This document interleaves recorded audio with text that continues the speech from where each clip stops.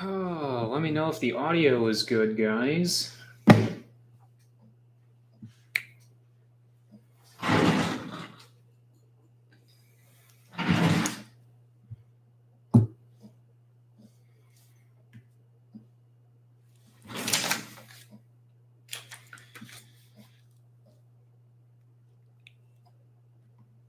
I'll give it a few minutes here and let a few more people get in, and we'll get to it, I guess.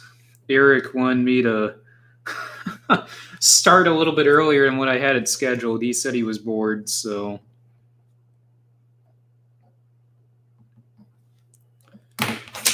Redo that.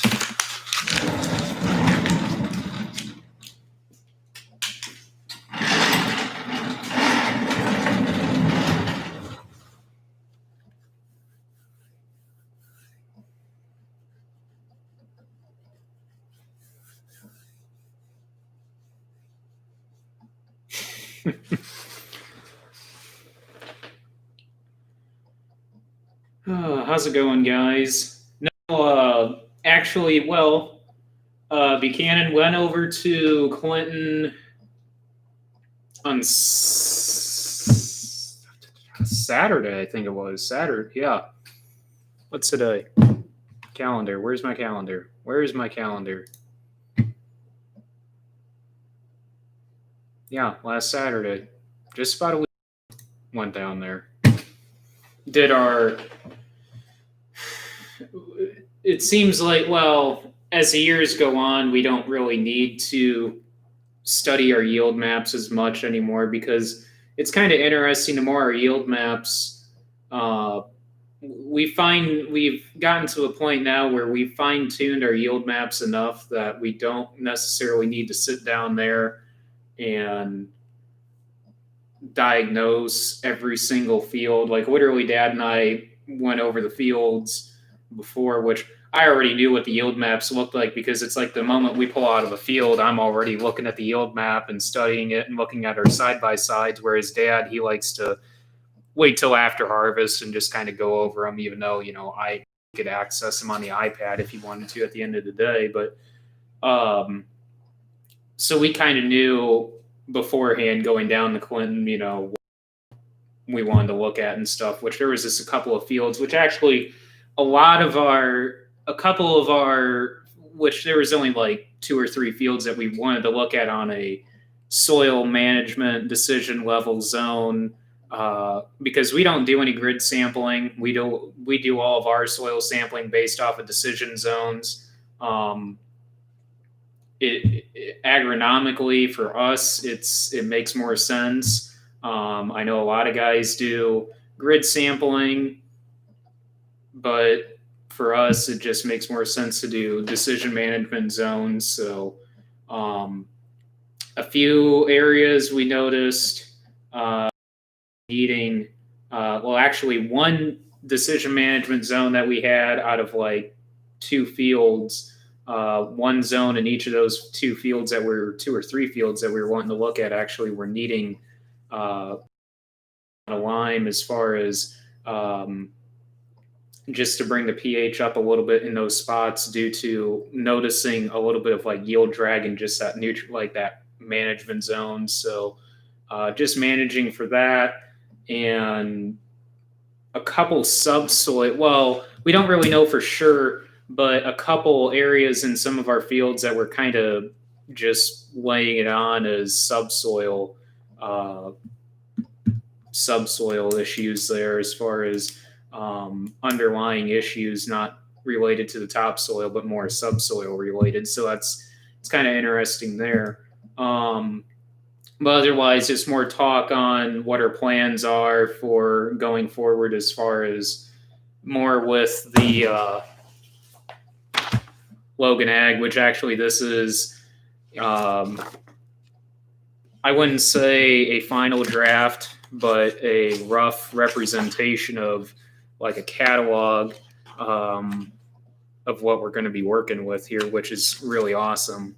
A lot of really neat products, some of which we haven't been exposed to yet, and I imagine probably about a good majority of that we're going to be putting to the test this year on a field that we're basically going to pull all the plug on, like pull the entire plug on and just say, you know, let's go to it and let's see what we can actually crank out on yield. So on corn. So whereabouts were you at, Logan?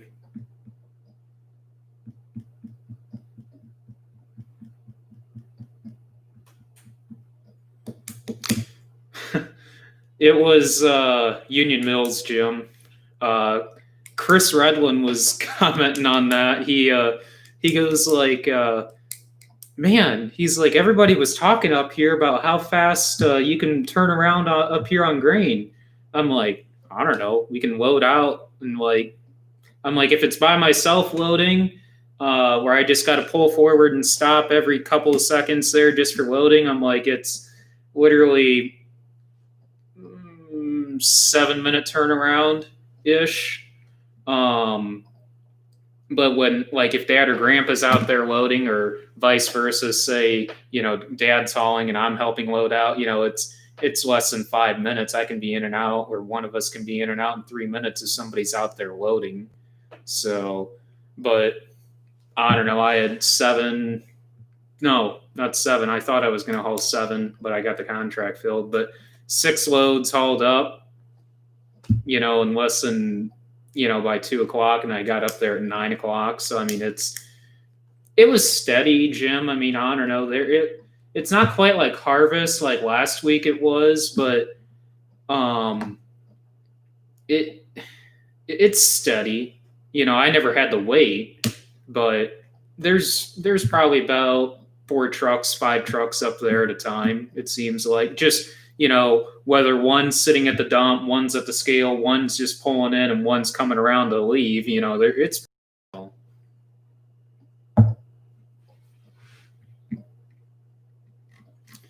So on the Case Combine, that was a Neighbors. If you guys watched the video, that was the Neighbors Combine. 7240. Pretty impressed, honestly, with it. You know, that was just me driving it here from our house to the farm after I blew it off and I pressure washed it and then detailed the cab. A lot of neat features on it as far as like the shields. The shields, I mean, it's just petty stuff like that, but I mean, it adds up. I mean, I don't know, 3 times the amount of less shields compared to a John Deere, which that was kind of surprising to me on the shield thing. I knew from experience on the rotor covers, talking with custom harvesters on Instagram about how much better those are compared to Deere's combines, which, taking the rotor covers off, I mean, that was cool. Just how simple it was compared to how John Deere has, you know, 3 shields here, 3 shields here, and pins and this and that. You know, it's just, it seems like that could be simplified a lot more, like what Case did, but I don't know. So, but otherwise, I mean, just little neat features here and there that I thought was cool compared to running a John Deere. So hydrostat seemed a lot smoother than ours. Hey, I appreciate it, John. Yeah, they were putting up a 800,000. I believe it's an 800,000 bushel bin up there. It's actually, from, I think it should be over half full by now. As much corn as what they're getting in now, but I think it was last week. I want to say last week when we talked with Chris, I think he said it was half full already. So yeah, they already have. They opened the doors on that bin, or started taking corn in that bin, I think on December 16th, he told us. And yeah, they've been getting a steady stream of corn in the past month. So,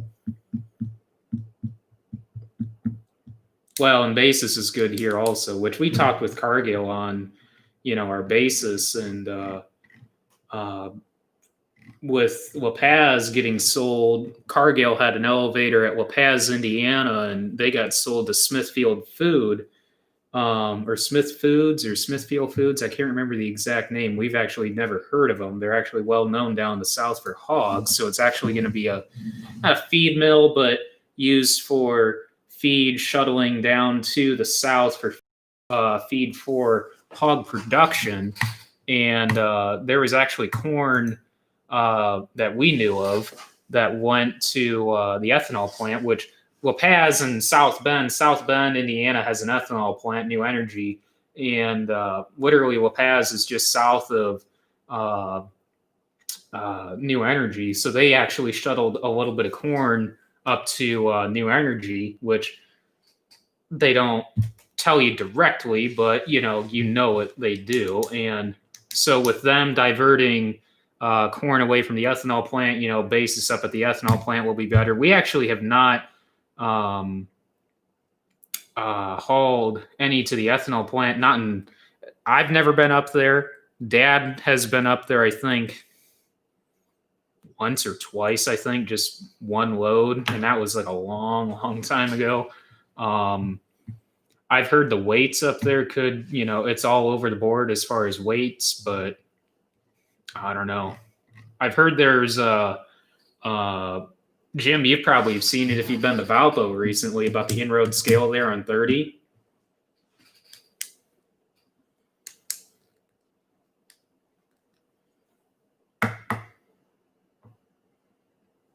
Yeah, Jordan, knock that woods out down on Grandma's and knock this other woods out. And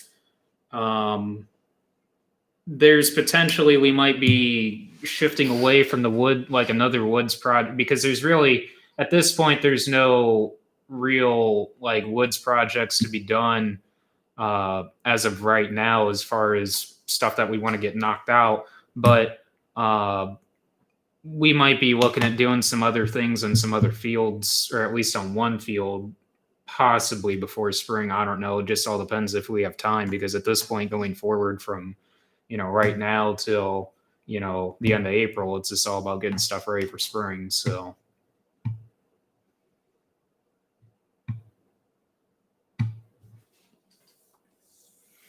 Now, Jim, I don't know. I mean, Grandpa just went over the Valpo the other day, and he said that he saw a light flashing on the post up there for the inroad scale, and they were talking about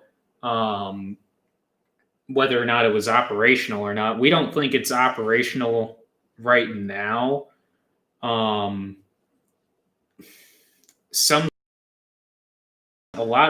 don't know. A lot of other guys we've talked to have no clue. We've been looking into permits, and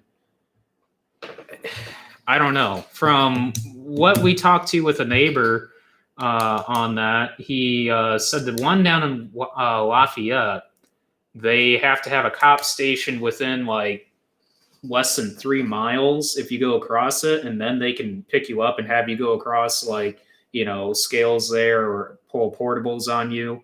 But from what this guy said, he heard that they don't even need to pull portables on you to give you a ticket, that you'll just get a ticket in the mail, and the way you they'll just take your weight for what, is for granted off of what they catch you on on the inroad, and send you a ticket in the mail. So that's good to know. I mean, if that's what you say is true, I mean, that's good. I mean, that's good. But no, we've been looking into permits and stuff like that, and basically just trying to figure out more information on it, just because, we were hauling up there on 30, going 30 49 up to Cargill, and, Barry and I were running up there, and we're just like, what the heck are they doing there on 30 by Co-Alliance? All they had was like this generator there, this, all the trenching they did on either side of east and westbound to 30. And we're just like, what the heck are they doing? And then all of a sudden this post pops up on Facebook. I think it was like a DOT officer. I don't think he's active or not, but he posted about it and said, yeah, this is a lot of speculation and curiosity about what's going on there on 30. And yeah, it's inroad scale. And it's just like, kidding me? So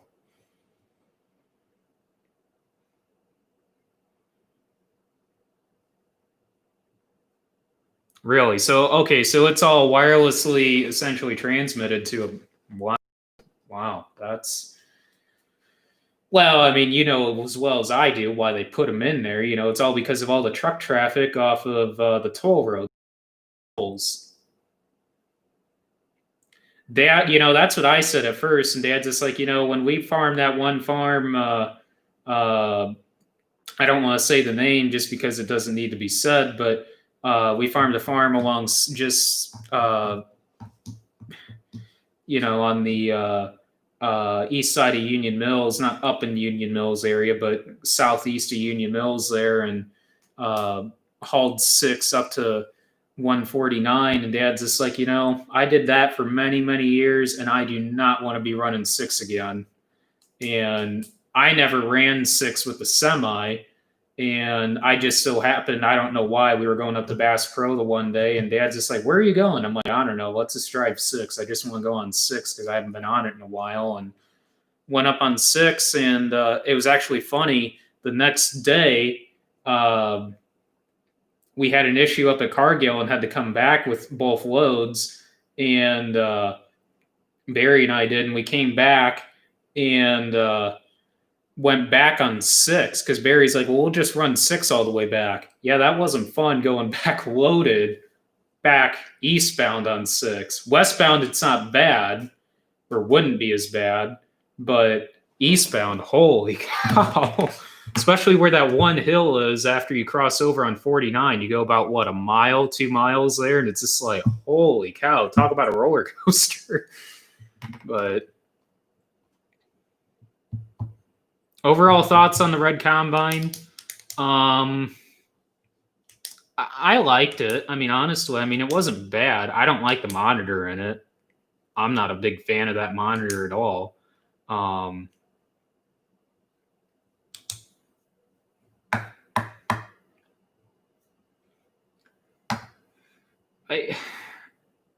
I mean, I guess a lot of guys were telling me that there's ways to turn off a lot of those notifications that like pop up, or at least like the noises.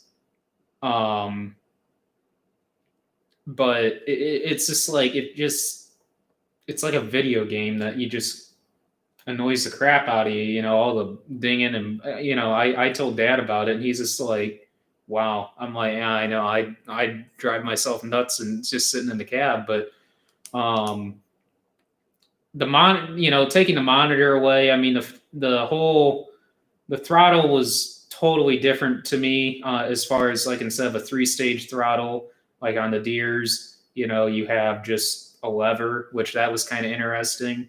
Hydrostat, like I said, that was smooth. I don't know. Instead of the grain tank covers were actually kind of interesting as far as graining the grain tank. It's just a latch instead of two sets of metric, you know, two sets of bolts that you just unscrew and take the covers off like what you have on a Deere. But I mean, that's just really not too exciting there. But I'm just trying to think of differences. Really, I mean, there's a lot, but I mean.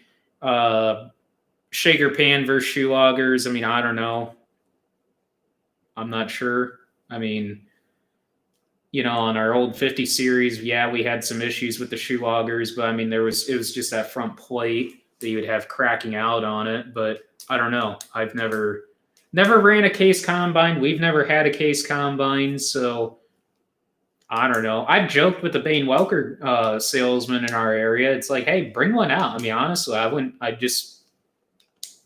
I don't know. It would be interesting, put it that way, but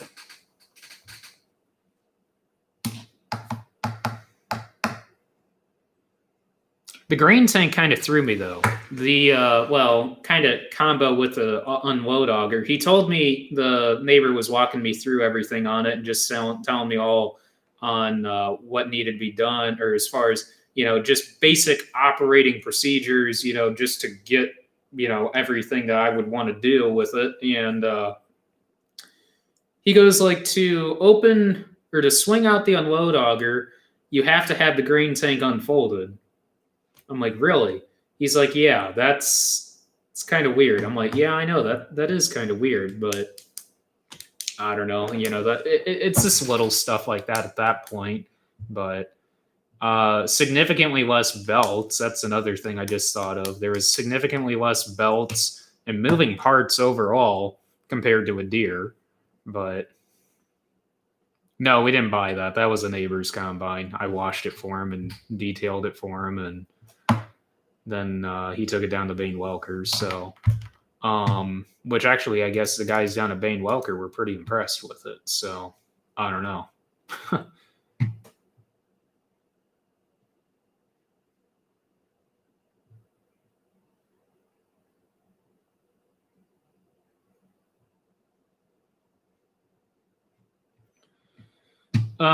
600 horsepower cat won't pull that. Yeah. Yeah, I did see that the other day, Jim, that there was an 8250 on tracks down there.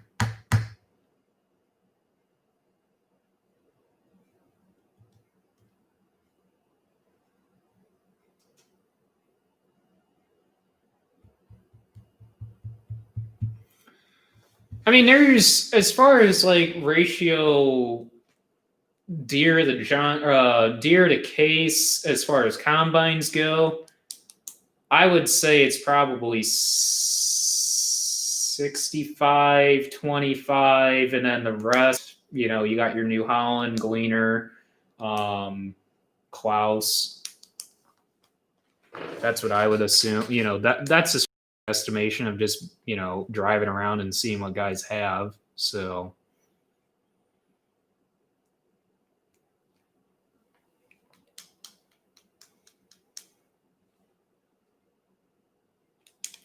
So I don't know, Jim. I mean, 421.6. I mean,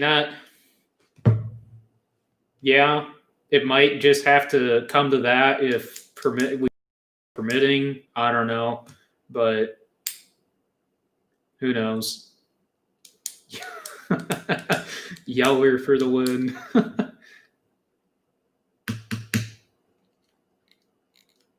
Would we upgrade to 8530? Nope. Well, I mean, that's inevitable, but I mean, as far as like a recent or as like a short term thing, no. I mean, we just literally got that tractor 2 years ago. That wouldn't be in the cards whatsoever as far as upgrading that tractor. So, as far as like a companion to it, yeah, I'd love to add something to run with it. So,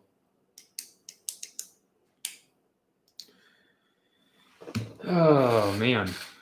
So, kind of not really going to hit too much on the high yield side of bean talk, but 15 intro beans versus 30s, that might be something that we're going to try this year. Well, we never actually thought of that. I just thought of that. Well, we talked a couple of years ago, and I even talked about this in the live stream, I think a few times about, and I just literally thought of this. We were talking of doing, 7.5 and 15s, and locking up one gang of the drill and running 15s because we have a 7.5-inch drill. So you could actually lock up one gang and actually run 15s if you wanted to. And we talked about doing that last year. Last year we talked about doing it. We talked about doing it the year before last also. And what we're possibly just kicking around is, seeing about getting our hands on a 15-inch row bean planter, 40-foot preferably. Because in order to make this work, well, technically that wouldn't work. We could not do that. Just bringing that up back around. Yeah, we could not do that. Because what we're wanting to do is if we can get our hands on a 15-inch row bean planter to run, more just lease to run on 200 acres, give or take, I would assume. That's a rough estimate on acres, but like just run maybe like 200 acres with 15-inch rows, 40 foot. And the reason why I say 40 foot is because we would set that up so we could have 2 rows essentially shut off or plugged. So we could set up a mock tram line essentially all the way across the field. Now, a lot of you guys, from the last live stream when I talked about sprayers are probably like, but you guys don't have a sprayer. That's true. And we're not planning on doing anything with the sprayer as far as, as of right now, not doing a single thing first half of 2021. I doubt we'll even do anything in 2021 with a sprayer, considering what we did just recently. So as far as a sprayer, that's completely out of the cards for 2021 as of my standpoint and all of our other standpoints right now. But anyways, well, what kind of Deere, are they 120-foot boom stand? New Holland dealer having Deere equipment, that's a different standpoint there. Let's talk. What do you have? 120-foot booms or what? Because they have to be 120 to make it work, or to make what we're doing work. But anyways, 40-foot, 15-inch row bean planter, and set it up to have mock tram lines so we could actually side dress soybeans. We're going to try doing, if we can get our hands on a planter, whether that be a blue one or a green one, because Dad actually brought it up. He's like, why don't we try Kinsey if we could? He's like, if there's a possibility. I'm like, yeah, that's true. I'm like, there's I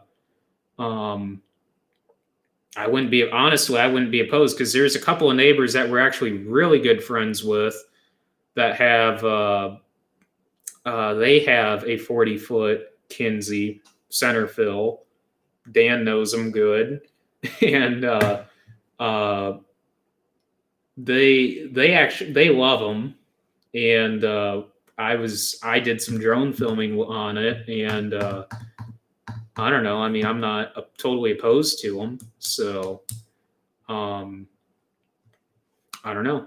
But I mean, that's just we're not wanting to buy one right now, even though bean price does look pretty good as of right now. But I'm not, we're not banking on anything this fall. But oh yeah, that's the ice. Well, that's the place I call Disney World all the time. But yeah, some call it the ice cream shop. Yeah.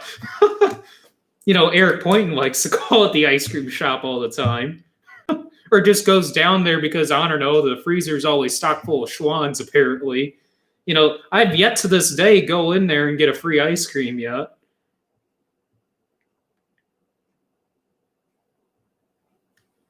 But, I mean, I don't know. Essentially, why dropping 15-inch rows, you're going to be looking at doing every other row. But the other thing is with getting a planter, like a lease planter, odds of it having in-furrow capabilities right out of the gate for a lease like that, slim to, like, it's a 1 to 10 chance there. That's probably a 1 to 100 at that point. It's pretty slim. So we have, and also starter too. So, I mean, it's in order to replicate kind of like what we were running last year on the 30s, with us banding sulfur and doing a micronutrient in-furrow package. It's kind of hard to, do that with 15s without actually physically owning the planter and being able to do it the way we would want to do it. But I don't know. There might, I don't know. I mean, even like on dry land acres, I don't think that would necessarily be too big of a deal as far as not having the starter or not having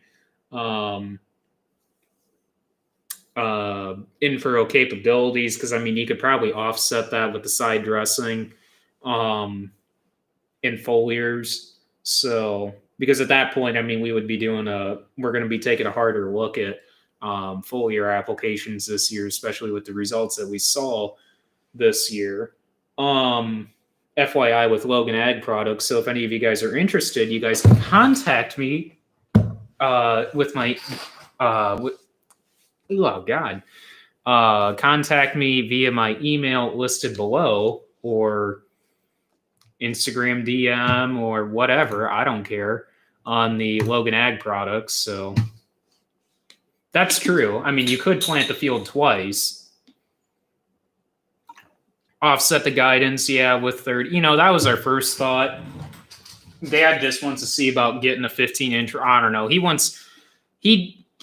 Which I agree. I mean, it would be really cool to run one just to kind of see, because he wants to do a 15s versus 30s comparison. That's what I brought up, the fact, you know, it's just offset it. But then he's like, well, you're driving on a row or a couple rows at that point.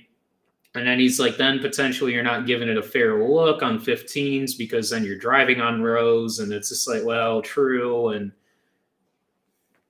I don't know. It's tough when you know where you want to go, but you just don't want to.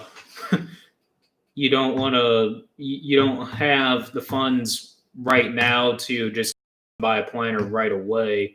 But potentially, more than likely, next year, that would be definitely what we're going to swing towards next year. You know, then, you know, the question brings up then is, what about a sprayer? What about a sprayer? Well, you know, I don't know. That's just keep kicking the can down the road, because you know what? 4230 is still running just fine, but I don't know.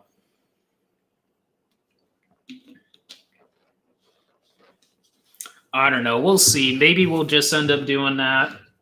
Offset the guidance and do 15s that way, because that was our first idea before. You know, I mean, there probably is a way if you wanted to stop in the field or figure, well, you could theoretically do it with the drill. Theoretically you could, if you could figure out measuring wise, as far as measuring it off and figuring out which row, because at that point it would just be one, because you're planting 20 foot with the drill. Figure out which row one set of tramline tires would be, and then when you turn, figure out where that row, you know, basically spacing wise with the row at that point, for 20 foot when you turn, and have that one row plugged. And I just thought of that. You could do it that way, but you know, at that point you're comparing. But I mean, I'm not saying that we're going to stick with 30s, because Dad and I both feel and agree that you're sacrificing yield in 30s. So our desired route would be to go 15s. But I mean, at that point, that would still. I don't know. It's just, there's a lot of options I guess you could do, but I guess it's just a matter of talking to like Bain Welker and seeing what the options are there, as far as like maybe getting our hands on a planter just to see them, play around with one on 100 acres, 200 acres, just seeing if there's an option there.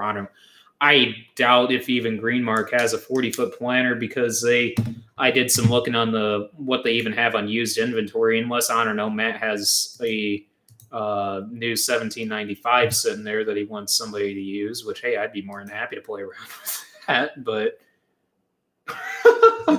oh, Dan, that's hilarious. I don't know.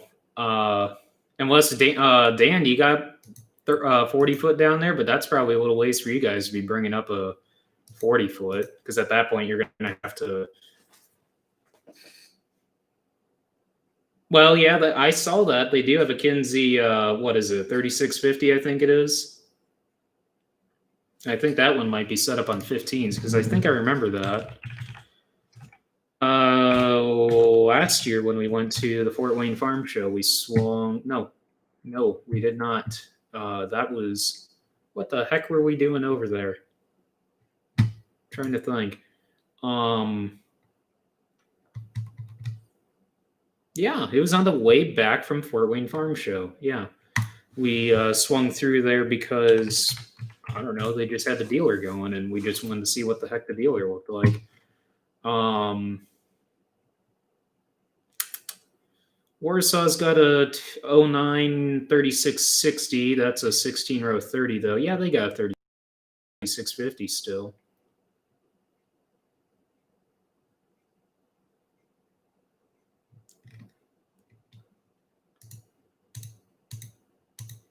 Might be a possibility. I don't know. Matt hasn't been around in a while, so I don't know. He probably knows what we did and goes like, well, there goes my chance at the sprayer. It's just like, well, yeah.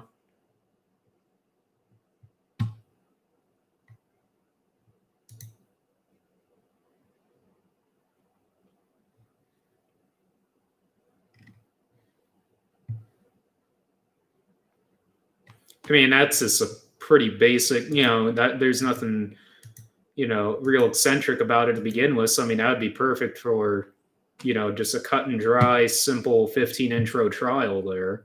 No fertilizer or anything. So, I mean, that, yeah.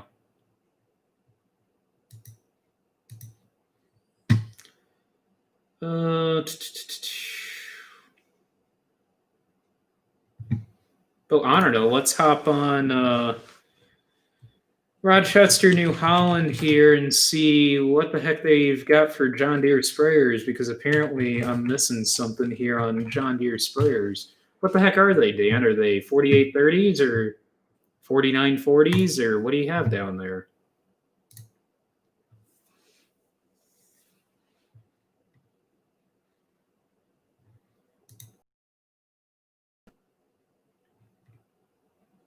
Well, I see the 4830.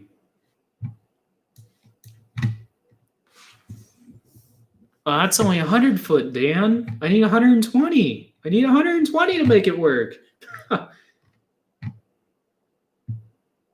An R series. Oh, that perked my ears. What the heck's going on here? I'll talk to you tomorrow. 120 on the R series?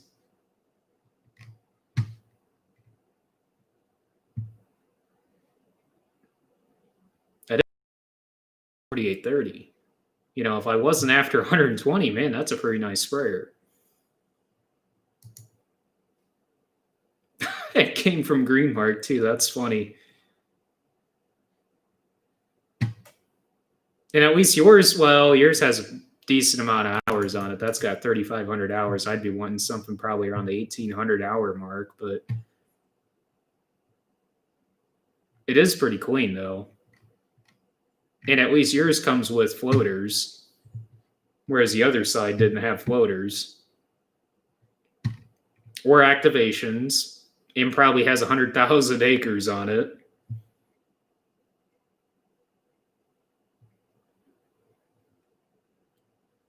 Yeah. The neighbors keep telling us we just had a neighbor talk to us about that today. He's like, why in the world do you want to turn your seat around and have to look out the rear all the time? Why don't you look out the front and use a front boom? He's like, you're going to want a Haggy to begin with. I'm like, I don't know. The thing that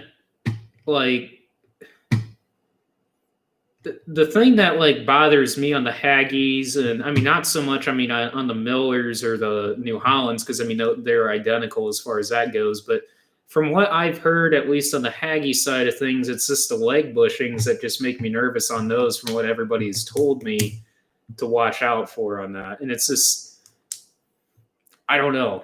We don't know enough on the Haggies to begin with, as far as, what's considered good, longevity on them, as far as what key wear points, stuff like that, stuff to watch out for. And, just from a deer standpoint, I just know more on them, just because one, it's a deer and I've looked into them a little bit more, and plus it's talking with guys also. But yeah, I haven't really looked into the Millers / New Hollands too much, but Haggy wise, it just seems like leg bushings just keep coming up more and more and more as you talk to guys. So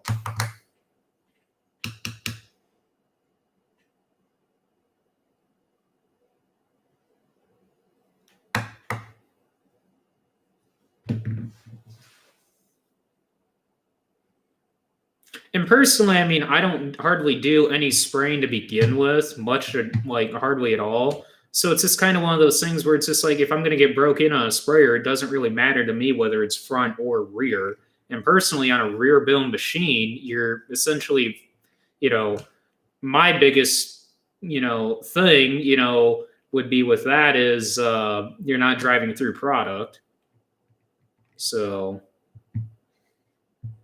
I guess that's just, I don't know. I'm not one to wash the sprayer every couple days. So, I mean, that's just, one of those things on a front boom sprayer that, you just want to keep on just to, due to, with a rear boom, it's kind of a little bit less of a worry at that point, I guess you could say. So I don't know. I mean, that's just kind of what my thought was with a front. I mean, that's really the only difference, in my opinion, would be on a front boom versus a rear boom. I mean, there's really, besides visibility, in my opinion, would probably be a little bit better as far as, well, just overall visibility, really. But I don't know. I mean, well, that's true. I mean, yeah, they do make rear booms, and then just shut off the center section. But yeah, I don't know.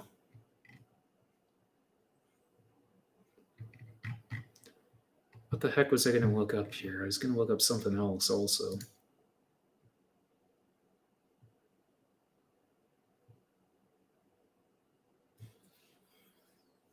Yeah, I found that. I think they had that at the farm show I saw that about 5 years ago at NFMS and the Simmons kit. The thing is on that, I mean, there's really not a lot of need for us to do late season applications and stuff. Like as far as fungicide goes, we're pretty happy with what the plane does overall. As far as a coverage standpoint, late season nitrogen on the dry land, I mean, there's really not too much that we really need to press there really hard. I mean, we could Y drop if we, theoretically, when we get a sprayer, the idea would be also to get for that sprayer. At least my intentions would be on that, to be able to do late season applications. There is just, not to the point where you absolutely need to do or have to have a Haggy out there or high clearance sprayer compared to a Deere. And if we're going to end up doing, if we want to push yields, at that point we're going to be fertigating. So that's where that would come into play, because there's kind of like a roadblock to a point on a lot of our dry land fields. That's just kind of like you can only take them so far without having the ability to fertigate. So that's kind of where that, there's really not too much you need to be in our fields, at least that are dry land, to be spoon feeding there. So as far as late season with a Haggy and or Miller or New Holland / New Holland, because they're the same. But well, you got a grain cart for me, 2018 1305.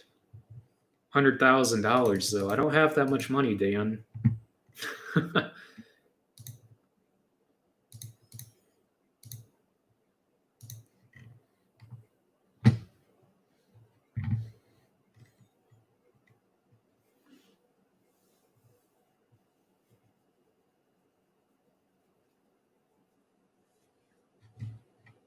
Now, 2013 1300. Is it on tracks? Oh.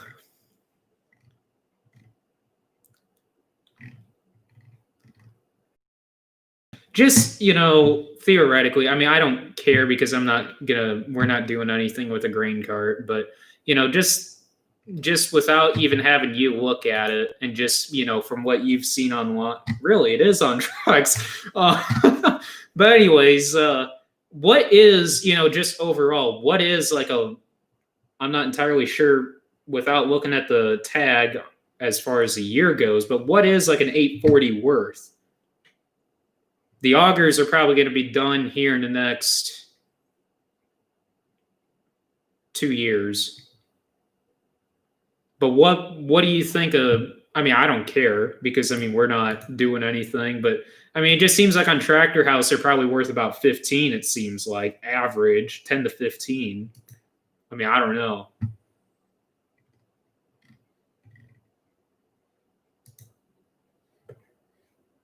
Yeah, $50.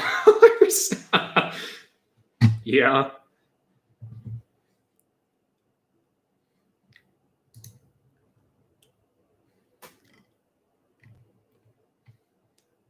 No, I don't know. It would be nice to do that, get a green card, but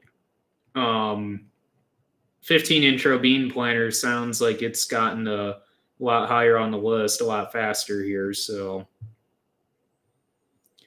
after what we saw, what we could do on beans in general, I mean, that's something that we're going to be looking into more as far as fertigating them more late season and pushing top end there a lot more. Um, we're sticking with dicamba beans just because we can as far as our beans. And, we're not specifically changing rotation just so that we can plant dicamba beans. No, our rotation is staying the same as far as what we had planned all along. We just have suitability spots as far as where we can actually place dicamba and be perfectly fine with it.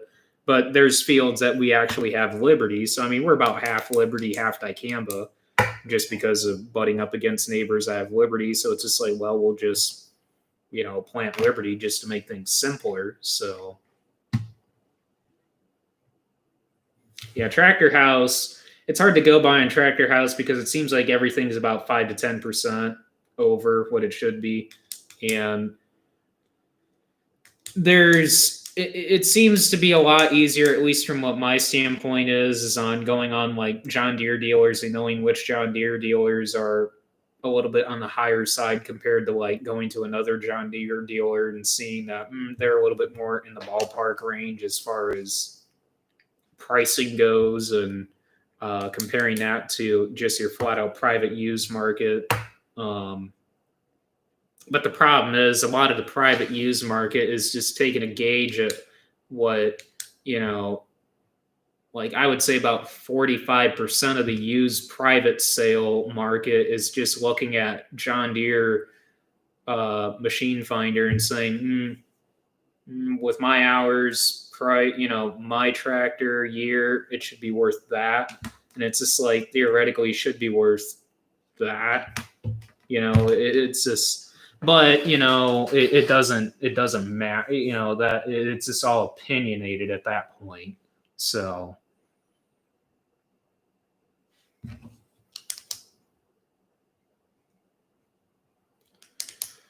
I don't know what's going to happen with Elkhart. I mean, that's just too far out. I mean, that's the best pull in the area as far as, in my opinion, goes. Elkhart is, or Goshen. Really, it's Goshen. But Elkhart County 4-H Fair, in my opinion, best pull in the area as far as northern Indiana goes. Hey, Michael. But and that's actually a PPL poll. Trying to think. Shipshawana, but they already have had theirs, I think. I want to say, I don't know for sure on that. Shipshawana.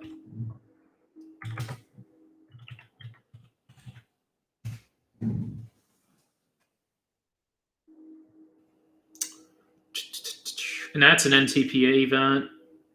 They actually did refunds for it last year, it looks like, in 2020, which I knew it was canceled. I wasn't really planning on going to that. We've only been to that one once, but that was actually before they made that an NTPA event, and it was actually just 2 cylinders, which it was still really cool to watch. I mean, it was just, I think it was like 3 days of that. Uh,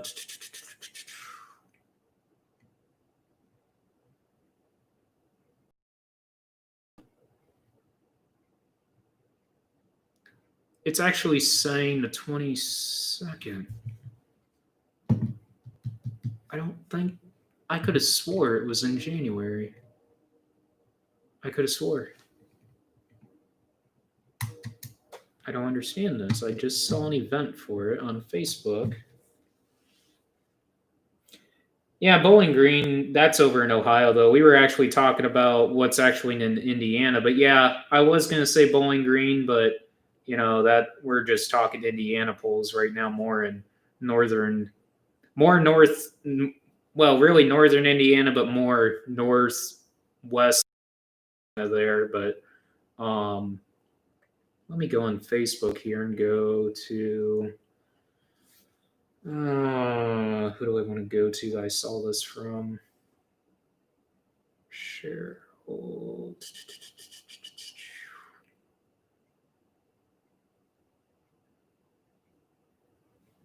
It's gone. What the heck? I can't find it no more, guys.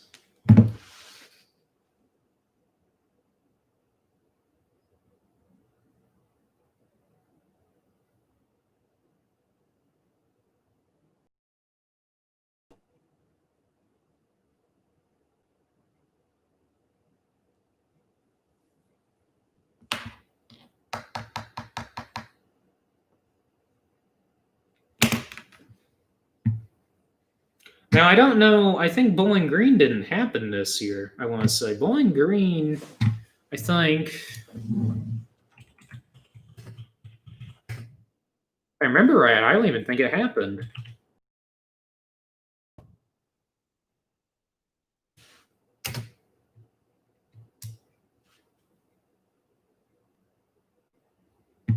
Yeah, that got canceled. Yeah.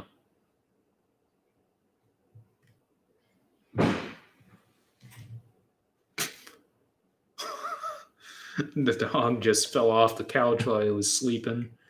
They're going to try for 2021, but that's just so far off. I mean, you're talking 9 months. So, I mean, it's just so, you don't know what's going to happen 9 months from now. I mean, you don't know. So, I don't know. No, that's a neighbor's combine.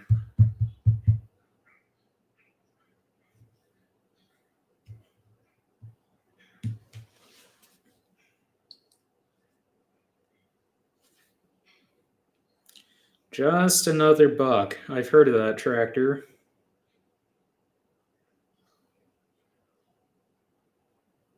I could have swore I've seen you guys pull somewhere. I've seen the tractor. I'm just trying to think of where I could have seen you guys pull, but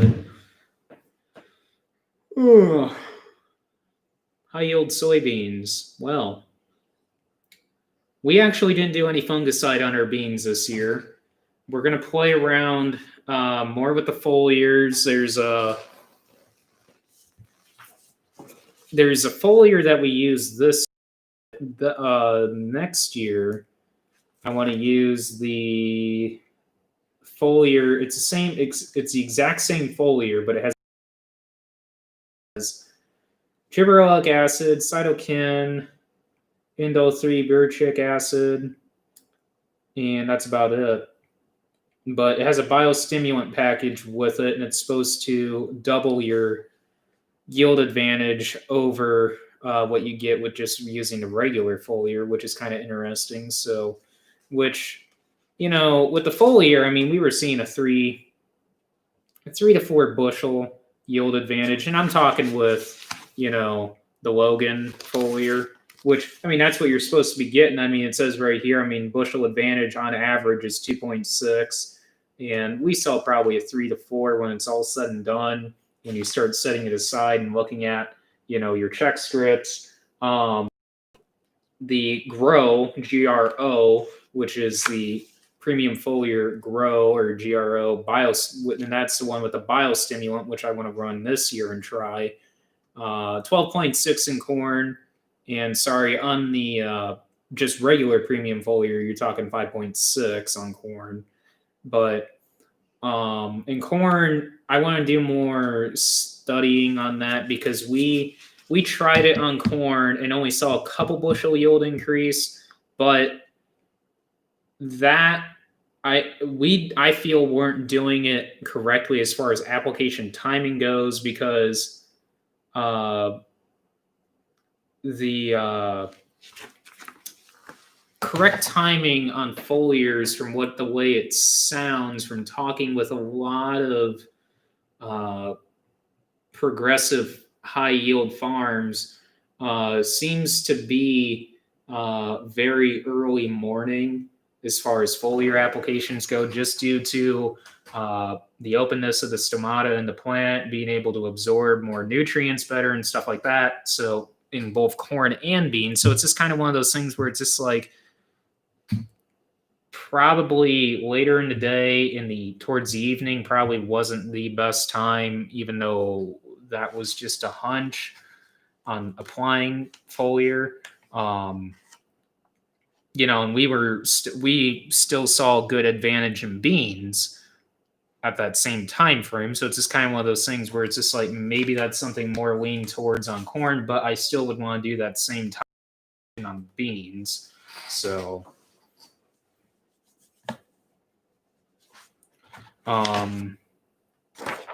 yeah, I mean they make an enlist version, but it's not quite the exact formulation. But I mean, when you look at the guaranteed analysis and compare the two, you're talking a 502 with a whole bunch of micros in it versus 601 on the enlist side, and you're still talking the same yield advantage, 2.6 versus 2.6 on premium foliar versus premium foliar E. So use rate's the same, 1 to 2 quart, and you're still. I mean, the only thing is that it's just approved for enlist. So.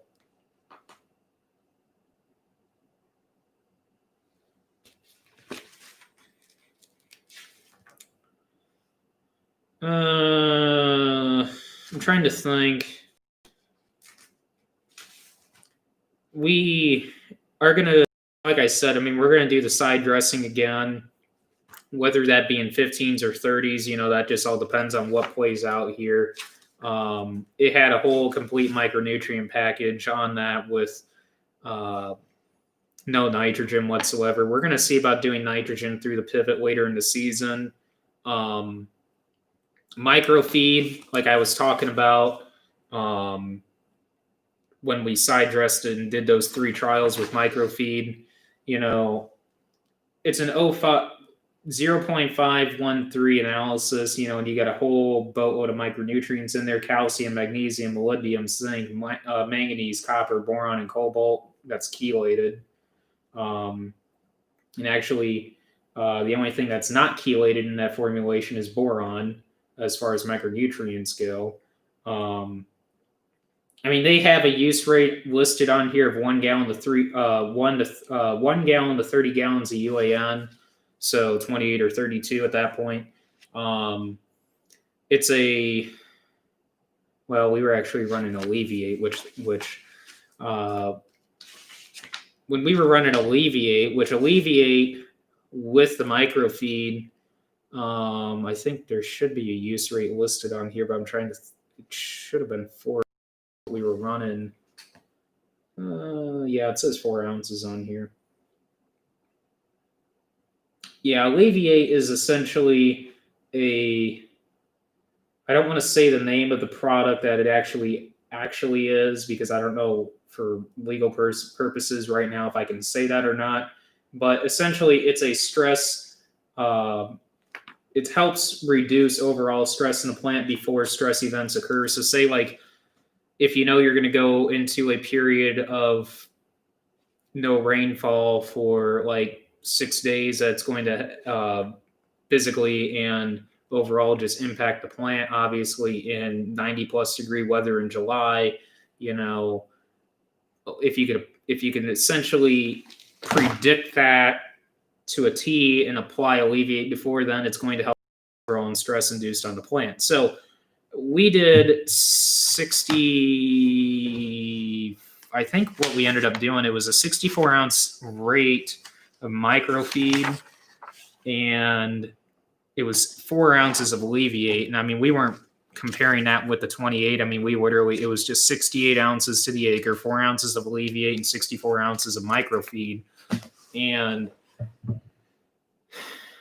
basically, from what all the trials I saw, is an easy 5 to 10 bushel. 10's kind of really on your high side, where you're just really just bumping that. I mean, I feel it was more like a 5 to 7 bushel increase with the microfeed, but I don't know. It's just one of those things where we replicated it 3 different times. We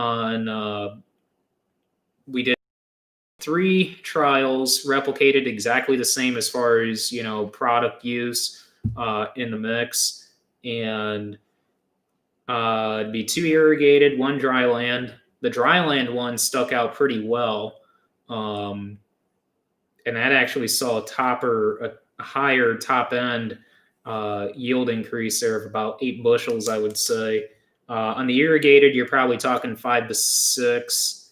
But I feel there's some antagonism at play there with the nitrogen, is about how much nitrogen we were putting on and offsetting availability for the plant as far as boron, manganese, and copper. So I feel that could be why we weren't seeing a bigger response with the microfeed on the irrigated, just due to we probably were throwing off an antagonism there with how much nitrogen we were putting on, as far as uptake goes with micronutrients. That's something we've been talking about, or at least we talked about a little bit, but I've been watching some forward-thinking webinars on that, and it's something that we're going to definitely look at a lot more of going forward here this year, especially on that 140 acres that we're just going to pull all the stops out and just see what we can do. So a lot of these products, like the microfeed, this is just Logan Ag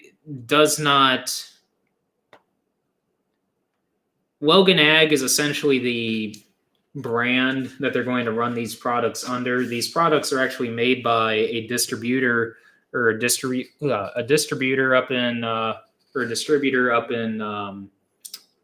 Saugatuck, Michigan, Agroscience, and we've been running these products for as long as what we've been working with these guys. I mean, that's when we first got introduced to the Premier Infurrow, which, as far as like a bushel increase with the Premier Infurrow, I'm trying to remember back in the day when we first did that trial on the Infurrow, which this is what I'm talking about there, is a Premier Infurrow, which it was originally back in the day called the pink stuff, and hence then they changed the formulation just a little bit, and now it's actually green. So it's no longer called the pink stuff, but technically, to this day, the guys that originally created it, along with us, we still call it the pink stuff. But that was a tremendous yield increase by using that, and that was well over 5 bushel with the Premier Infurrow. But we've been using these products as far as running from the Logan or the Agroscience guys for at least 10, or well, it'd be about 10 years now, for as long as what we've worked with our soil guys over in Illinois. So basically what happened is they wanted to go commercial with these a little bit more, and Logan Ag is a company. It's kind of like a Co-Alliance or a Helena stepped in and said, yeah, we would be more than happy to represent your guys' products and put our brand name on them, or our logo, and run it under Logan Ag. And so they just basically needed a retail outlet. So I mean that's the only thing. But um, it's really cool. So we're gonna end up being a like basically, if you want to call it like a satellite dealer, distributor, or distribute. Why do I keep saying distributor? It's distributor. Um, essentially for Logan Ag nutritional products. We're not going to be selling chemical. We're not going to be selling 28. We're not going to be selling 32. We're not going to be selling thiazole. We're not going to be selling, 1034. We're just going to be selling the nutritional products. So basically everything like what we've been using and more. So, hey, happy birthday. So I just saw that on the comments here because I'm going to try and keep up with you guys on here. So they are based out of Griggsville. So a lot of you guys asking about that. They're based out of Griggsville, Illinois. I think they've got one in Paris, Missouri, if I remember right. I was really impressed with it, and so was Dad, the dealer. Puts Co-Alliance and Helena the shame up here. I was really impressed with them. Logan Ag. They have a website and everything. They don't have all these products listed there yet. They will very soon. They're redesigning their website here.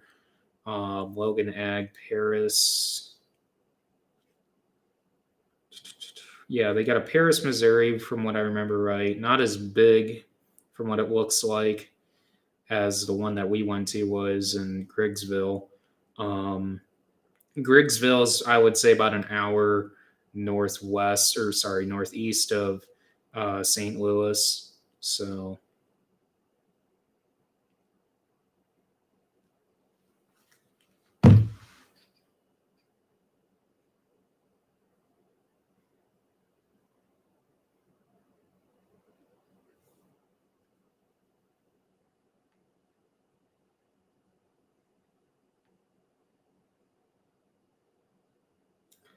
that is really funny you should mention that, Buckeye, about the silicone. So I do happen to have a Bex PFR dated back from 2018. And for those of you that don't believe me, yes, I do have a PFR book. The reason being is just because there is a couple of interesting studies that they did in here. That's just kind of interesting to see.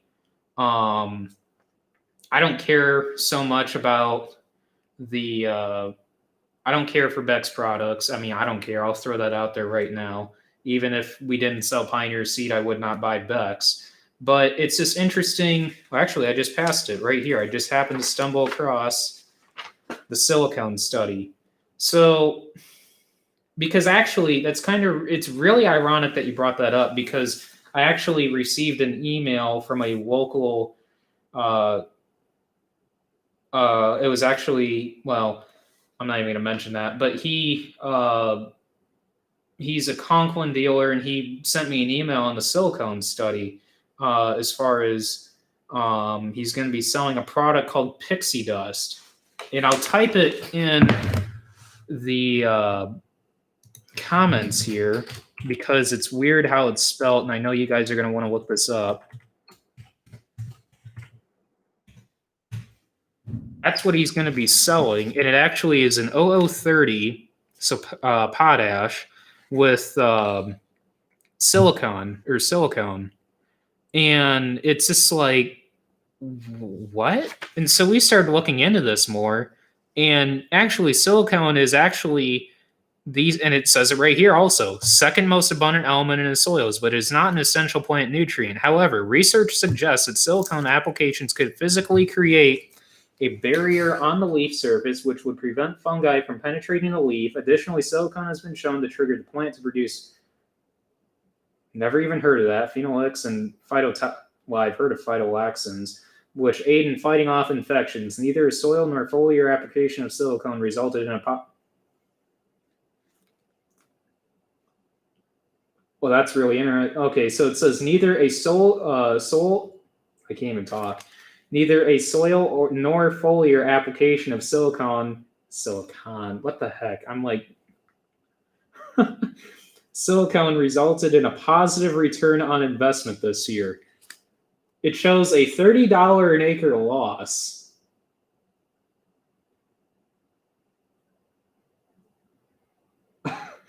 Well, I don't know. But if you type in that pixie dust and put ag talk behind it, it should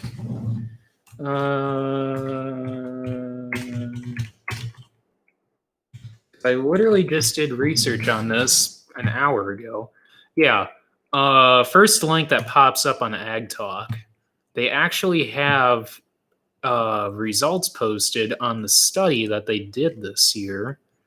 If I can find it. Yeah, right there. So, Stratham Ag PFR report, actually it shows a 5 bushel gain in beans with pixie dust. Pixie dust plus. I don't know. When you actually figure the numbers, it's 1 ounce of potash or 1 ounce of 0030 with silicone. I don't know. I mean,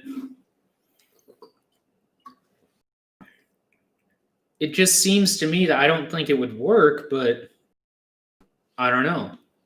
Considering, I mean, it's the second most abundant element in the soil,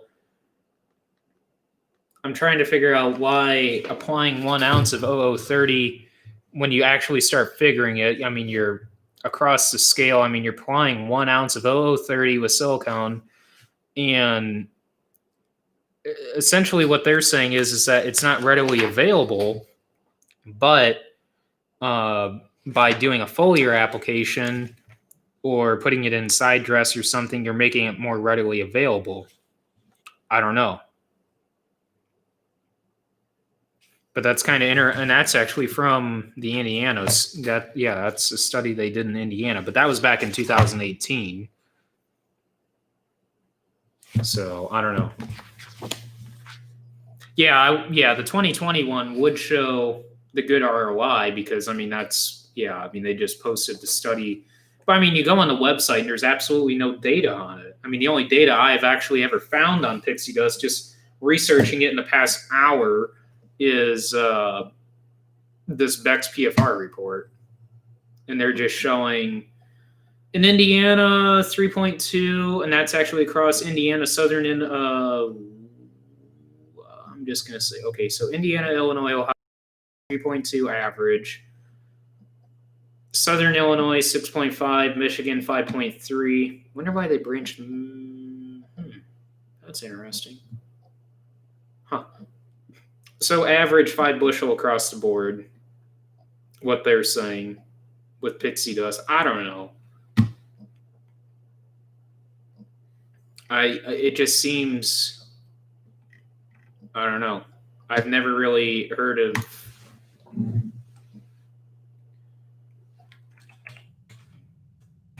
Now, why don't I just Google soybeans and silicone? Yeah, right there, Ag Talk.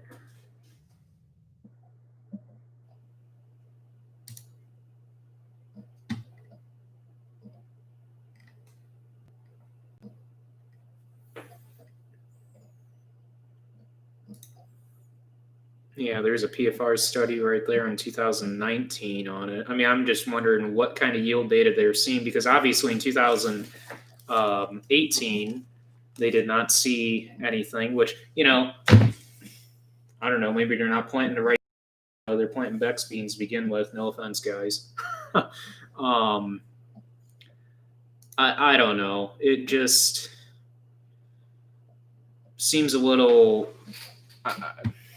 I don't know if silicone is going to increase yield. I don't know. It's hard to prove that, it seems like, when, I don't know, they flat out say it's the second most abundant element in soil. But if it's the second most abundant element in soil, why would an application of silicone? I don't know. You guys tell me. I don't know.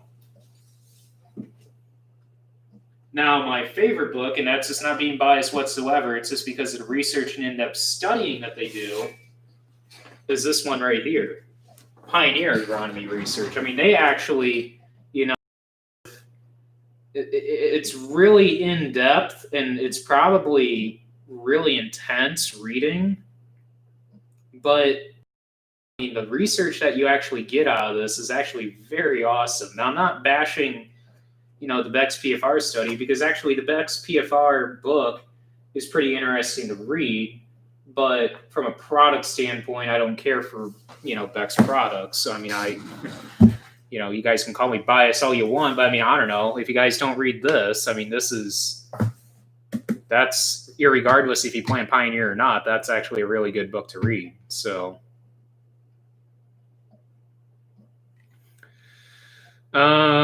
just gonna take a quick gander here. That way I don't get too far behind you guys. Tractor house. Yeah, we talked about that.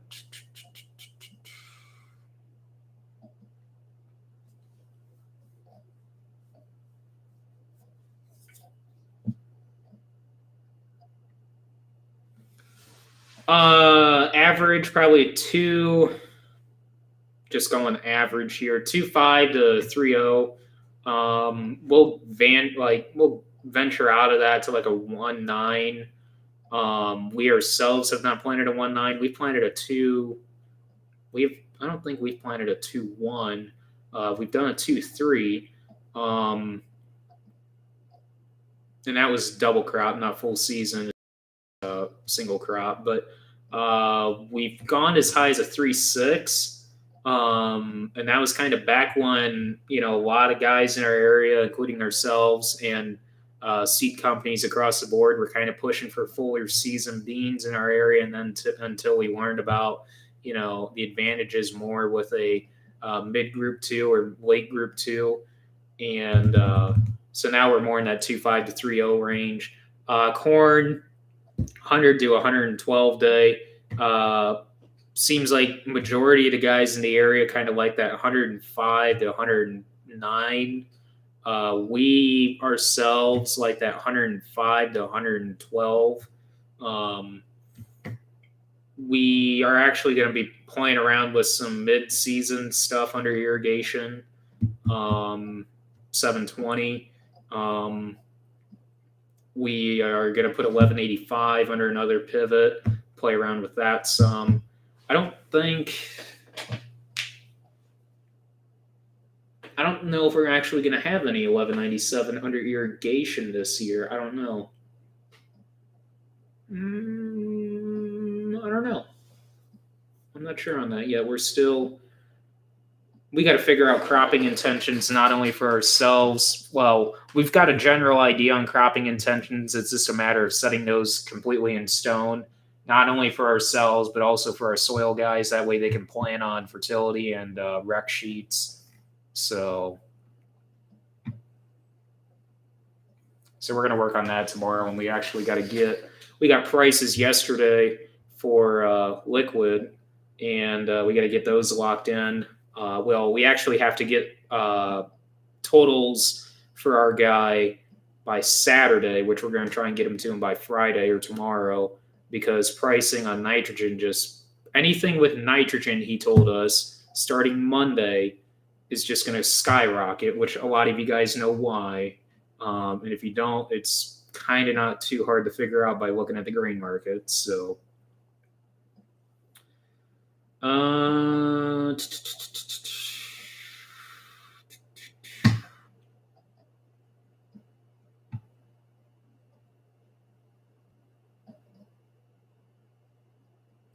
to be honest, we've actually never heard of the pixie dust. So, I mean, it's, I don't know.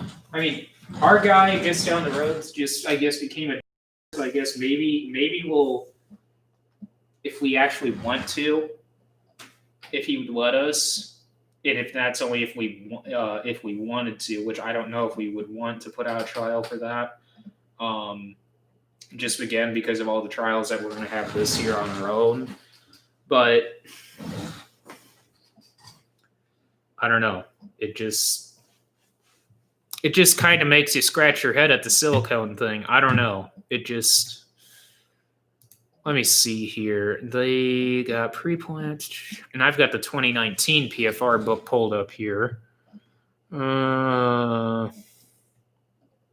I just want to see what they actually saw in 2019. Because I mean, we saw what they, or we know what they found in 2020, but yeah, there's a nature study, 360 yield, da da da da da. Where is it at?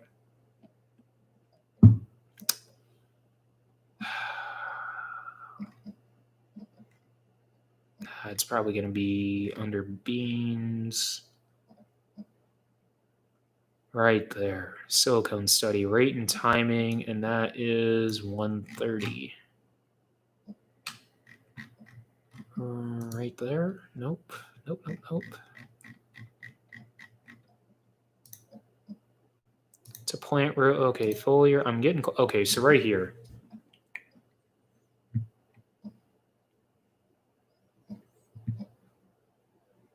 Kentucky and Southern Illinois.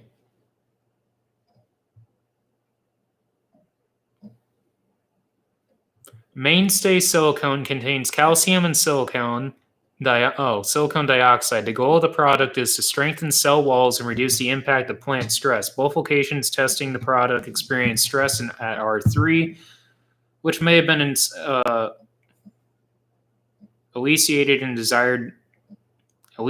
the desired response. More testing is needed. So they actually did not use pixie dust. They used mainstay silicone, which contains calcium and silicon dioxide. And they saw, looks like 3 studies, they saw 2.7 and 2.8. And then 1 study, they saw not even quite a half a bushel. But they're doing, but that was at V4. The R3 ones, they saw 2.7 and 2.8.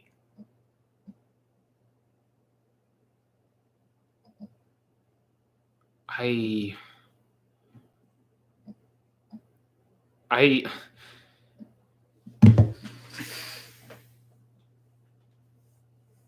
don't know. I did not think, again, with it being the second most abundant element in the soil, I did not think something that was actually absolutely necessary. And I think what they're missing there, the big thing that they're missing and overreading in that study is the calcium. Beans love calcium.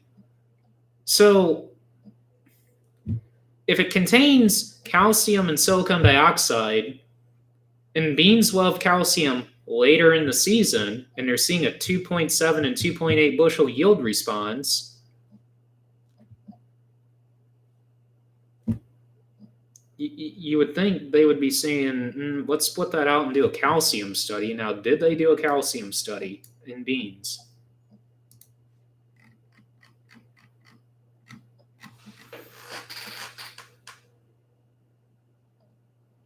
Nope, no calcium study. You would think. Well, micronutrients study foliar, but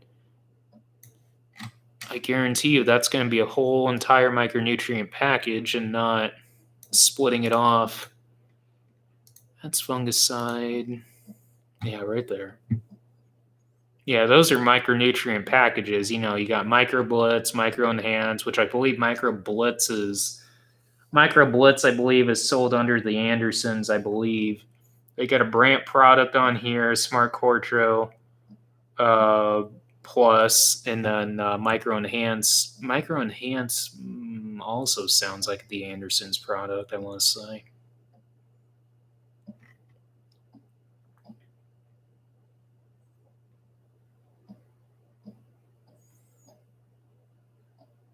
Which I'm kind of surprised that they actually don't list the break out the micronutrient analysis on the products.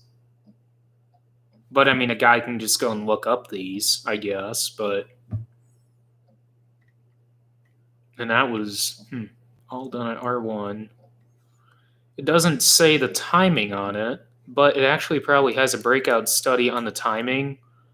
I'm guessing probably foliar nutrition practices right there, 49. So let's just see what good old Sonny has to say here on foliar timing here, if they even have that kind of a study. That's foliar nutrition with uptake charts. Yeah, we understand the uptake charts. Where is timing? Yield advantage, yield advantage. Oh, okay, so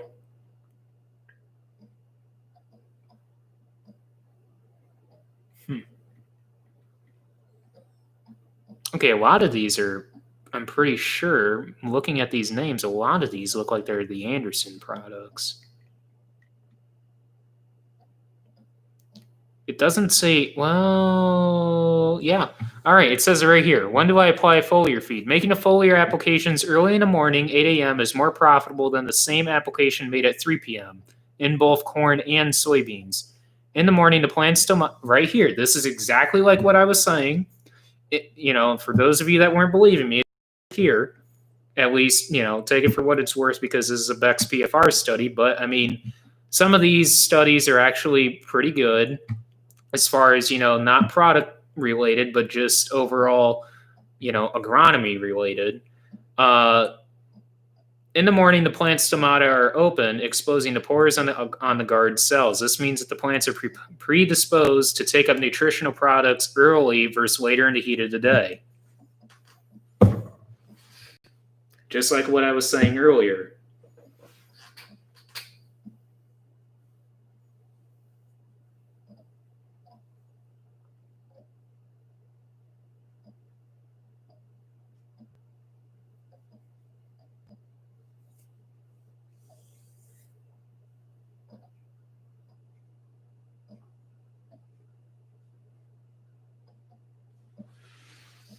That's why I thought Micro Blitz was the Andersons. I mean, it sounds familiar. I mean, I actually have the Andersons nutritional chart on for both corn and soybeans emailed to my phone. I haven't printed them off yet, but we don't use any of their products. I think the closest dealer or closest plant, I should say, would be Logan Sport, which we actually did get some potash from them last year to do on the beans. So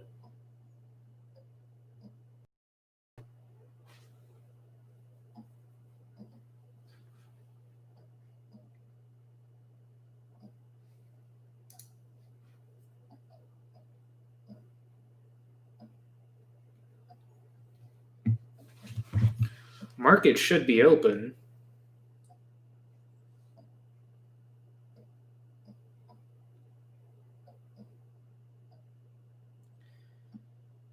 Yep.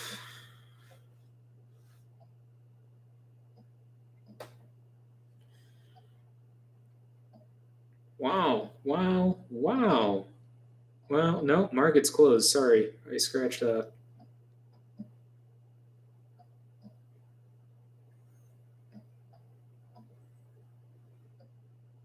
Wait, this isn't making any sense. What the heck? So futures. So cash beans is closed right now. Don't really understand that. Cash beans is closed right now,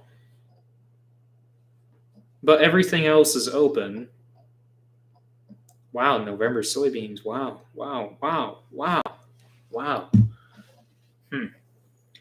Uh,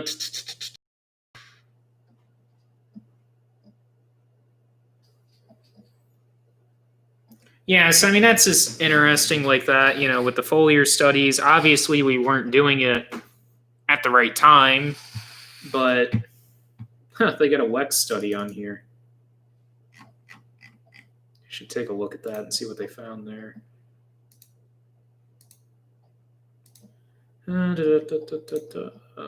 What page is this? This is page 16. I need to be on page 13. Page 13. Where is it?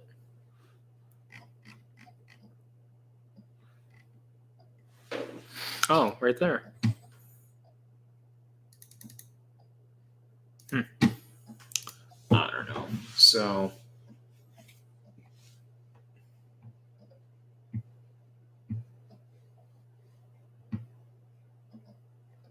well, capture.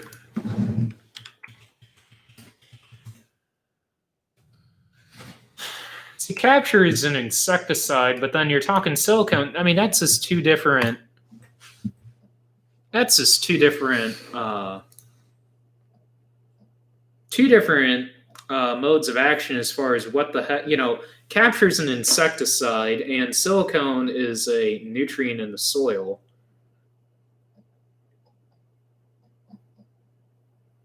Or are you talking that they actually applied it with the capture, Buckeye? Is that what you were talking about there with the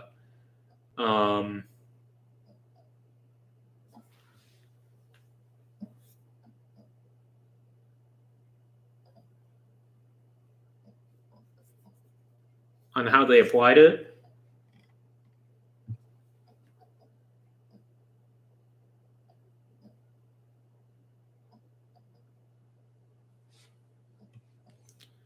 Capture LFR. Let me do that. Capture LFR silicone.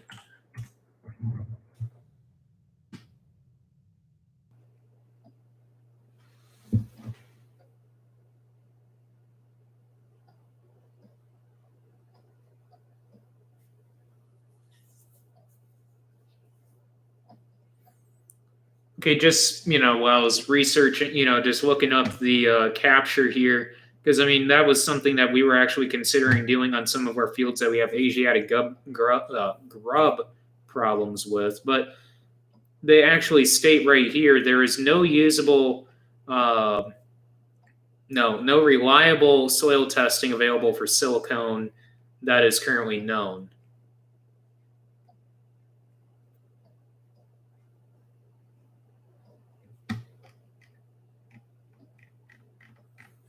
I don't know. Silicone on beans. I mean, I don't know.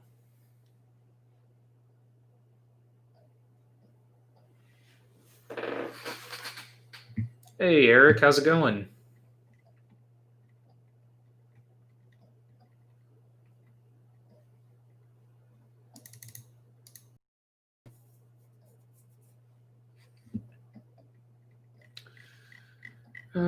Scroll back up through here real quick and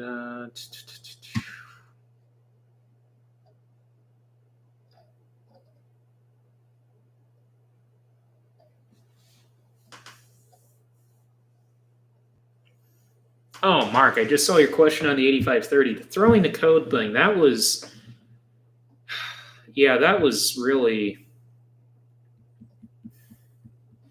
they got that figured out, and I was right. I mean, it was a speed sensor that they replaced because so back when the 8530 threw that code and I could not, well, it was the first time it threw the code with the transmission. I couldn't get it out of park.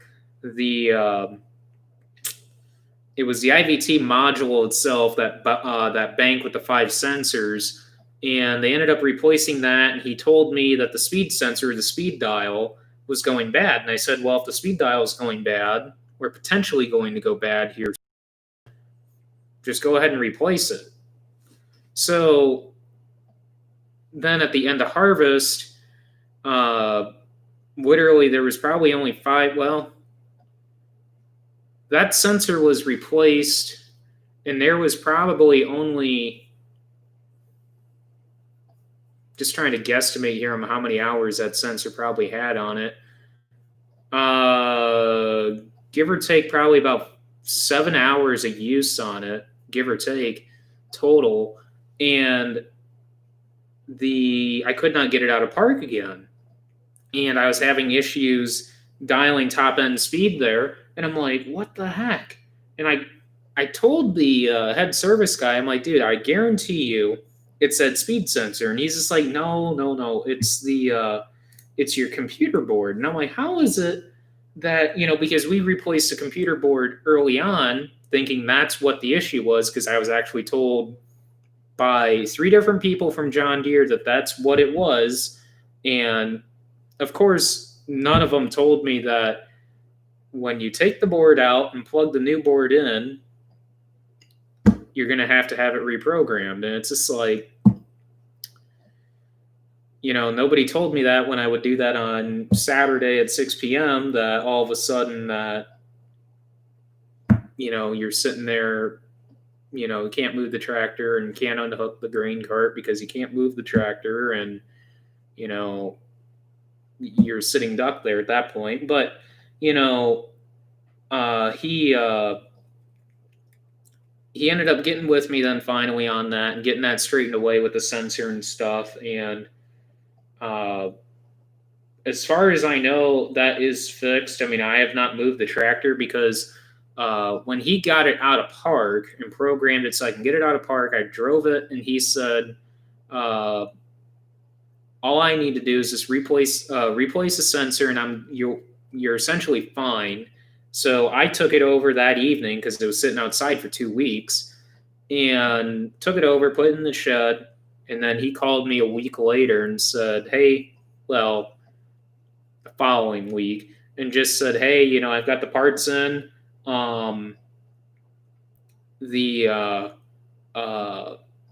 We just got to replace the sensor. Is that all right if we just go over there and do it? And I'm like, yeah, tractor's there, shed doors are open. It's just sitting right there. If you need to move it, it's fine.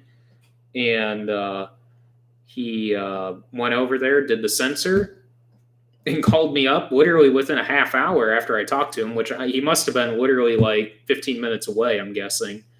And said, which that's actually kind of surprising because that's all the way from he's from over at Plymouth, which is about 40-ish minutes from here. So he called me back and said, hey, tractor's fixed, it's good to go. Now I haven't been over there to drive it and just see if everything's all right and there's no codes throwing, but I don't know. So it's just, like I said earlier in one of my videos back in fall, we haven't had we didn't have any mechanical issues whatsoever between the combine or tractor or anything for that matter. It was just nothing but sensors and codes and calibrations. I mean, calibrations are a given. I mean, I don't care. At the going forward, calibrations are going to be there, so it doesn't matter. But it's just one of those things where, a rotor loss sensor goes out. Why? What's the impact of the rotor loss sensor? Well, it doesn't really do anything, but you need it. For what purpose? Because really there's no absolute reason for it, because it's not really measuring. It's just dumping into your overall loss monitor. And really, realistically, the rotor loss doesn't really do too much unless you have Combine Advisor on the Deere, and then you're supposedly getting a better gauge on it. I don't know, and we're just like, all right, well, how much is that sensor? Well, that sensor is $140. All right, well, I guess let's just replace it. So, and it, you just look at where these sensors are playing. It's one of those things where, we've talked before with neighbors, that run into similar issues, and they're like, you buy a car or a truck, it's got sensors on it, it's got technology similar to a tractor or combine these days now. So, or really taking that backwards, a tractor and a combine now has similar technology to a car, or what's in a car or what's in a truck. So, you can run typically a truck or a car 100,000, 150,000 miles without having a sensor issue. So why is it that, I don't care what brand it is, has issues with technology? Technology across the board, when you start looking at monitors and stuff like that, and what's actually what they're composed of and what actually you're actually getting, in say a 2630 or an AFS Connect monitor. I don't care what AFS Connect, you start looking at these and you're like, there's really not much to them. But yeah, you start diving into the technology and you're like, yes, you got GPS, you got auto steering capabilities, but 65 or $5,600 for a monitor. Wow, that's it. Reliability, it's just, and I don't care. I mean, if it says made in Vietnam, made in China, made in USA, reliability, I don't care where it's made from. Across the board has just gone down tremendously. But it's just one of those interesting things that you bring up and just say, reliability and sensors on equipment other than farm equipment, as far as like vehicles go, seems to have a lot higher or a lot longer longevity as far as sensors related go versus ag equipment. I mean, I don't know how it is on my construction side of things, but I don't know.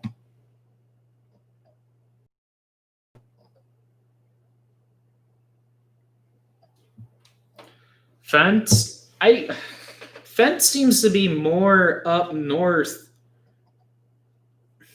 kind of like northeast Indiana, north central Indiana. It seems like more up there by the state line, and kind of. I mean, I'm not like being racist or not. I mean, it's an Amish country. I mean, that's literally like you got. Why is the town name completely blanking out on me? You got Ligonier, you got Milford, you've got. Why do I still have this tab opened up? Let me switch this over to maps.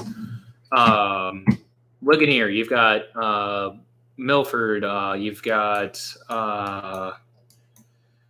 not so much Walker, my mind, but Napanee. I mean, there's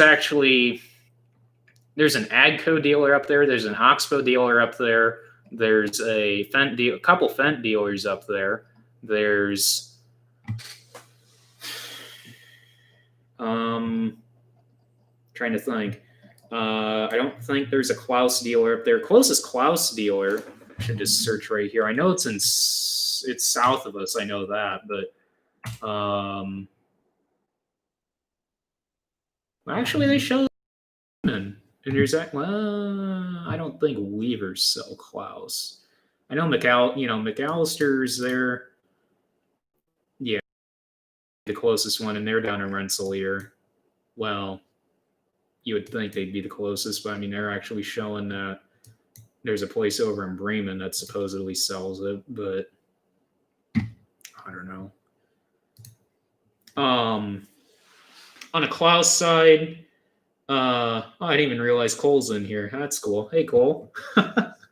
On a Klaus and Fendt side of things, I mean, I don't know. A Klaus would be kind of interesting to be around with a little bit and play around with one.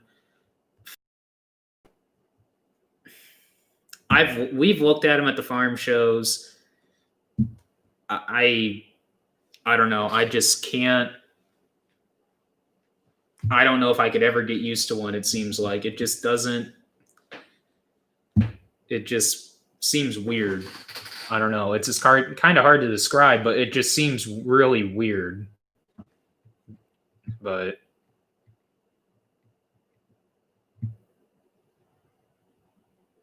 $92.30 versus $690.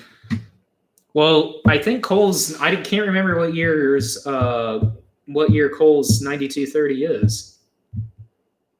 I don't know if that'd be a totally fair comparison because they actually changed sieve capacity, well, not just sieve capacity, cleaning capacity across the board on the 690 and 680 for that matter too.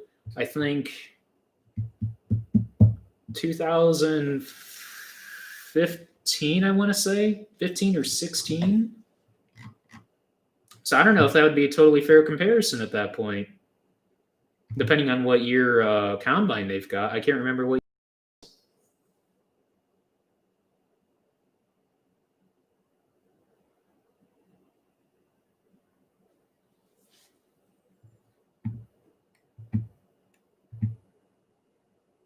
Yeah, I've the Thrive 3D system that came out about what 5 years ago, I want to say.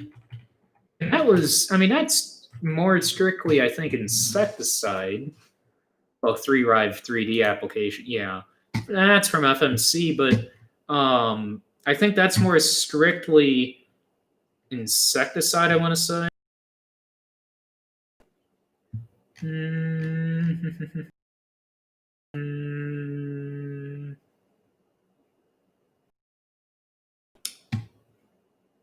Because I know a neighbor, actually one of Dad's closer friends, actually got in on that, and he actually got a complete system.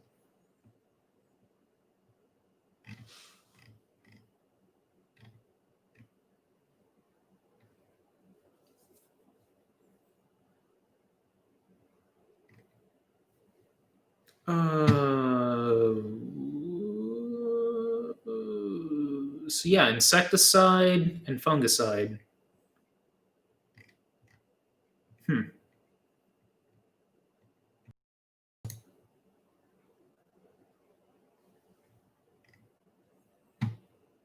XY way 3D fungus. Huh.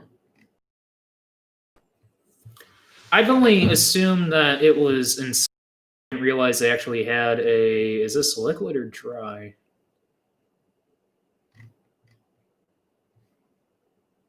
Doesn't really more if it's liquid or dry fungicide, but and for well, it should say on the label right here.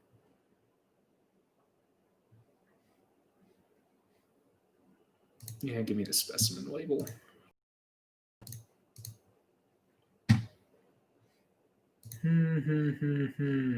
Use rate. Give me the use rate. It is a liquid. Fluid ounces to the acre, 2.9. And that's on a. Wow. Wow. Okay, so that's interesting on how they convert that on a per acre row spacing basis. I doubt if we would ever consider running the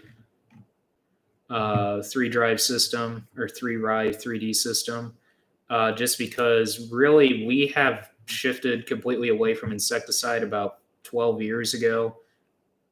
We were actually running the counter for for a couple years there. We were actually, if you want to say back when they were, well, that was just more product testimonial back then. Which I don't even think that was really too public. I think that was more for like farm show purposes. They interviewed Dad on a counter study back when, we got here, run counter, we'll give you half uh, the insecticide lids if you buy the other half and run counter. And we went away from that and just did not see the benefit with. So that's why we shifted away from that and run Poncho 1250 and just run full treat on corn. So, and run doubles. We do not run triple stacks. So,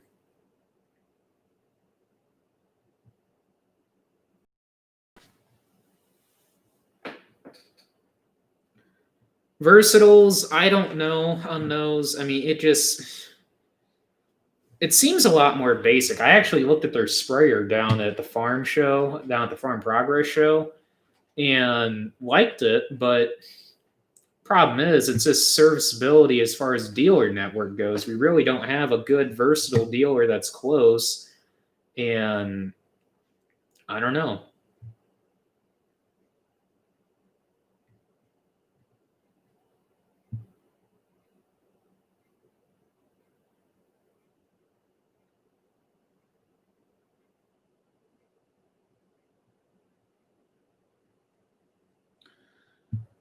Uh,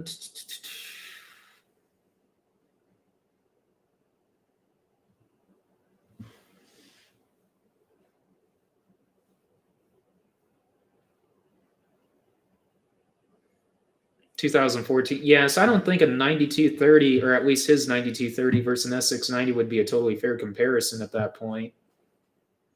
At least taking his combine versus our combine straight up.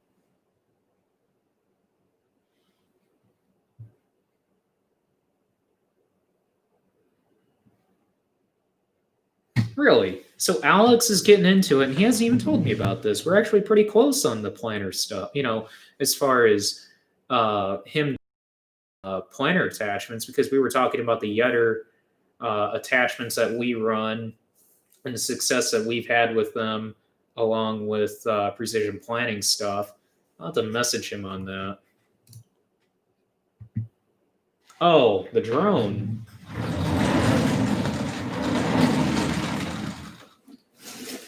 Which, by the way, you guys were complaining about wind noise. We have that issue resolved for the most part. I haven't tried it yet, which I will be putting out a new video tomorrow. I will be. I'm definitely keeping that promise to you guys. Probably going to stay at like maybe one video a week, if not maybe possibly two, just depending on if I can get this thing out of here. My God, this thing's like... All right. Jeez. Haven't opened it yet, but go. Mavic 2 Pro, not Mavic 2 Pro. That was the old one. I actually will be replacing that one here soon, but Mavic Air 2. So now, Ryan, if we had a 9230 in the area and ran it up against a 690, I don't know about that. But yeah, Mavic Air 2, Fly More combo. It's I actually went with the smart controller again. I still have mine. I just didn't want to have to sync them back and forth. You can call it lazy. I don't care. But so 2 smart controllers now. Again, I will be replacing the Mavic 2 Pro or Mavic Pro 2, however you call it. I like to call it the Mavic 2 Pro.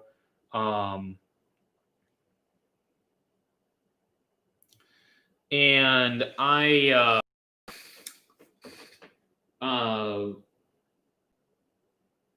imagine I'll probably do that next summer, or this summer, I should say. Reason why I went with the Mavic Air 2 right now, or reason why I'm adding the Mavic Air 2, is more for the aspect of portability. If I would open it right now, which I don't want to spend 10 minutes over there opening it and coming back and showing you guys, but if as far as from a standpoint, and I wish I had I wish I had my Mavic 2 Pro also, and I wish I had that unboxed, that way I could show you guys a comparison. It's quite a bit smaller than the Mavic 2 Pro. So for portability purposes, it's going to be a heck of a lot better. Camera is actually really good. 48 megapixel camera versus a 20 megapixel camera, that's going to be really nice. Again, portability, that's huge. Basically going to set it up the exact same way. The third bag right there, if I can show you guys on camera, that actually, you know what? I'll go ahead and open it up for you guys, because a lot of guys have been asking me setup wise, like what I do my bag. So this is a low pro, if I can get this on camera, low pro drone bag. So, it's pretty simple as far as layout goes. You got your controller, battery, more batteries down there. If I can, car charger, and then right there would be where the Mavic 2 Pro would sit. If I can show it better on camera there. Basically, this is detachable. It's just Velcro. You can pull this off, and it actually has a little handle. I've never done that before. I don't see a reason for that really need to come off. I don't know. So full set of extra props, just a few parts for the drone in there. Filters up in this top pouch. Polar Pro. If you guys are looking for filters, basically that's going to, the reason why I run filters is just because of the fact that it's going to make your drone footage look 100 times better than stock. And I'm not kidding you guys by that by any means. I mean, Polar Pro, by far, best filters on the market across the board. Cameras, phones, drones, GoPros. They make filters for GoPros. Do I have a filter? I don't have filters for the GoPro, but I will show you guys this. I don't have a battery plugged into it right now, but you guys were complaining about the wind noise. Well, now ignore the light on the side of that. The light on the side of this is just going to be optional. This is what should hopefully eliminate wind noise. I'm not going to be using this all the time because there's really not a need to run this all the time. Who knows? Maybe I'll get used to it and maybe run it more. Rode Video Micro Pro mic on top, Ulanzi case, Ulanzi battery cover actually, and then the power converter on here for the GoPro, or at least I call it a power converter there. It's not really a power converter. It's just more of a outlet. I don't know. I just call it a power converter. It's just more of a plug-in access way for the Rode for the for literally just for your. It's not a power. Why am I calling it a power? Or disregard everything I just said in the past 1 minute about that dongle down here. It's literally a 3mm jack output for the mic. I don't know why I went off on a tangent on that, but yes, otherwise known as a dead cat, yes. But is it going to help? Yes, in theory, it's going to help. Does it weigh a lot? No, this does not weigh a lot, but this aluminum housing case does. And it doesn't really help matters many when you hang a Lume Cube light on it. But, I mean, the whole idea behind a Lume Cube light is so that when you guys are commenting towards the end of the video saying, hey, we can't see you, but we can hear you. We can't see you, but we can hear you. Hello. That's where the light comes into play. So, or, when I'm in the dark and showing you guys and pointing stuff out to you guys, you can actually see what the heck I'm talking about. So, I don't know. Hopefully this works for you guys. If not, I don't know. It's just money. It's just money.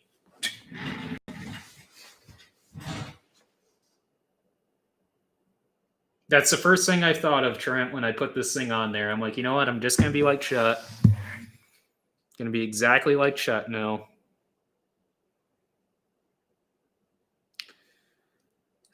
What the heck? Somebody's sending me a message on here that I have no clue what the heck they're trying to say here. Wow, that guy took it all the way back to the first video.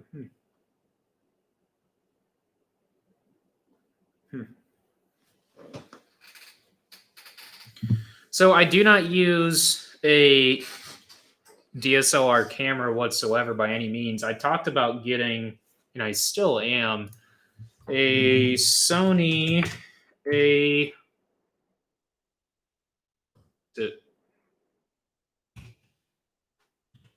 could be an Ace. They make a few different cameras right now. I'm trying to think of which ones, which Alpha series I was actually looking at. It was an Ace.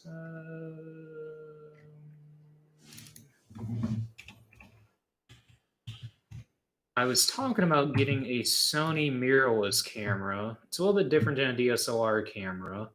I'm trying to remember the differences on it just because I haven't looked at these in a while.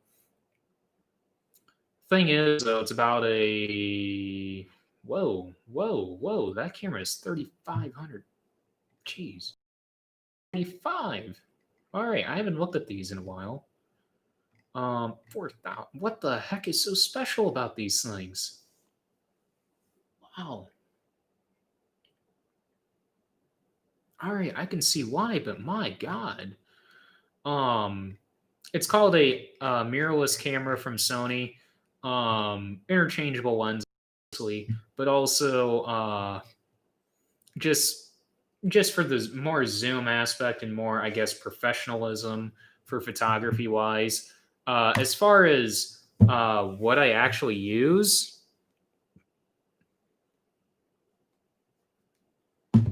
S20 Plus from Samsung. Love their cameras. I mean, the camera on all my Samsung, ever since I, so I actually have all my old phones right here. I don't have, I've got my first iPhone. Got my next phone after that. So I got a 5S.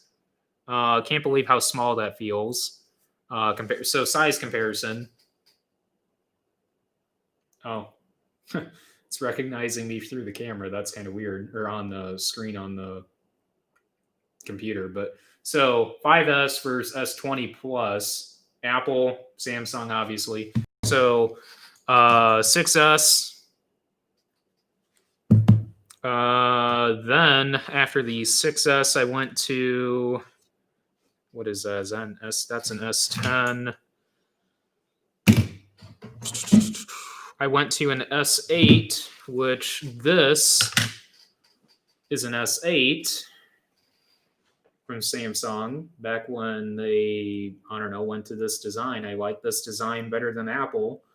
And after that, obviously you guys can see the OtterBox trend. Went to an S10, which this is what's left of my S10. First time I actually ever broke a phone. And actually, if I turn this sucker on, it actually will work. Fun fact on these, you can actually plug a mouse into it like this with this dongle right there and actually use a cursor just like what you can on a computer on the lock screen and all your functionality on your phone. So that's how I got this phone transferred over to what I currently have, which is an S20. So I know a lot of you guys have been asking me to do camera or a phone thing like that, but yeah, so.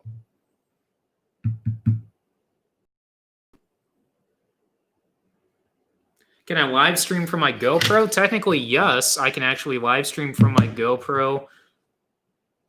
Where's my, oh, I didn't have a phone clip for this. I was trying to figure out where the heck my phone clip went for my one phone here, but the GoPro does have a function where you can live stream from it. Reason why I don't do it, I mean, technically it wouldn't really make a difference with us having unlimited data. It's just I really don't take the time to do it. Is I turn on my hotspot and run my hotspot while while I run the GoPro on live. But the thing is, I'm not going to be able to see your comments. I'm not going to be able to really see. Yeah, I'm really just the big thing is I'm not going to be able to see your guys' comments. So.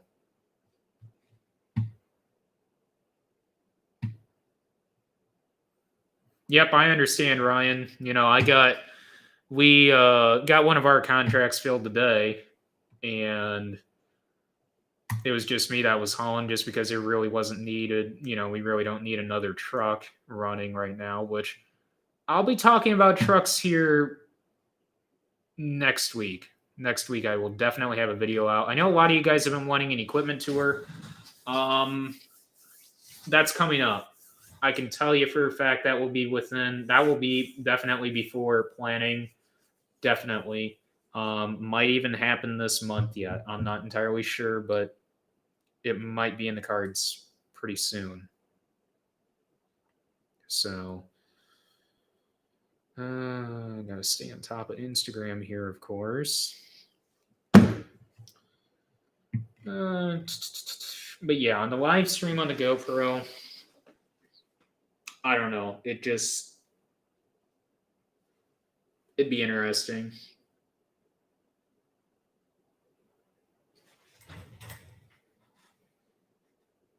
But what do I use to mainly record videos?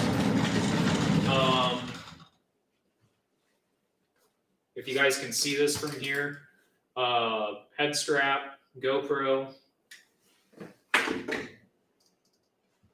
standard vlog really set up. I mean, it's pretty basic as far as, what actually it is. I mean, you got a handle, you got a magnet, you got a swivel mount, and then you've got a cold shoe for the GoPro.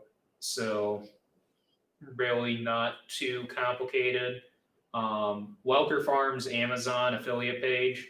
Just Google Werner Farms Amazon. You can find all of this, including the GoPro. Well, actually, it probably has a DJI Osmo on there by now, or DJI, not Osmo, the new DJI action camera.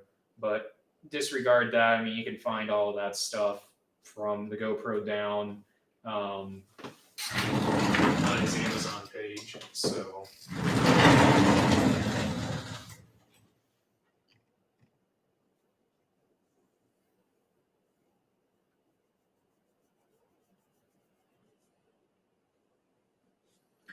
So equipment tour, yeah, I just talked about that. Yeah, that's going to be real soon. So probably no more than well, I'm just pulling up the calendar here. I'll have a new video out tomorrow, and I'm promising that I will have a new video out tomorrow.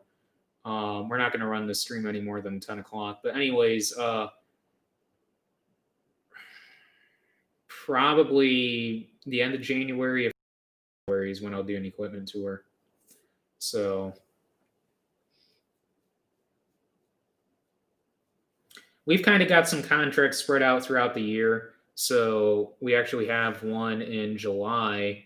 I think it's pro pricing with Cargill, if I remember correctly. I believe it's just a straightforward pro pricing. I don't know if that's an inventory contract or not, but I can't remember exactly specifically. Well, necessarily, there really doesn't need to be much discussion on how many bushels that contract actually is.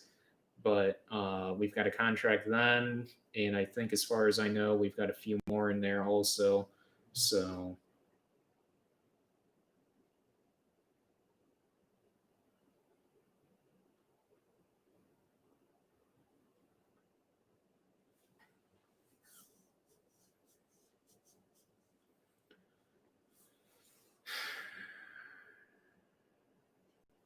info on the planner. I mean, yield increase. I'm trying to, I wish I can remember what the yield increase was. I mean, put it this way, it was well over 5 bushel, well enough that we've been using it for the past at least 10 years.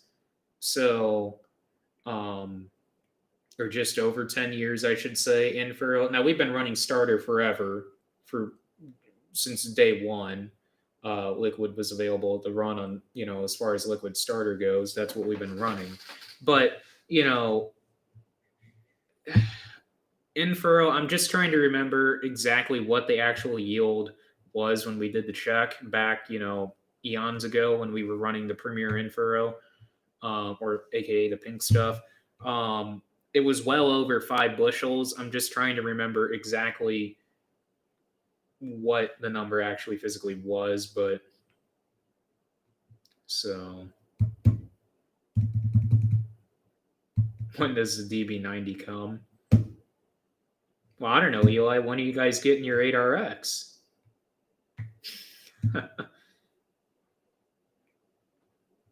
The in-furrow system, I mean, really, that's a strictly insecticide and fungicide from the way it looks, like from when we looked at it, or when I looked at it earlier in the stream. What we've got the tank on the front of the on the tractor, which I believe is 225 or 250. I can't remember for sure exactly. It's 225 or 250. And we've got a Henniker rate controller, the same Henniker rate controller monitor, just a monitor, that we use for, or that we did use for when we side dressed in hydrous, and it all worked off the same exact rate controller.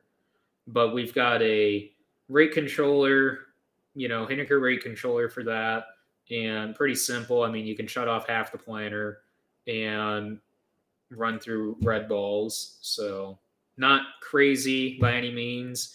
Would be nice to have flow sense on there and V-apply and run it through a Gen 3 2020. But you know what? We don't have $15,000 that we want to dump into the planter right now. I mean, theoretically, we could make an economic return on it, but I don't want to, at least definitely easily this year.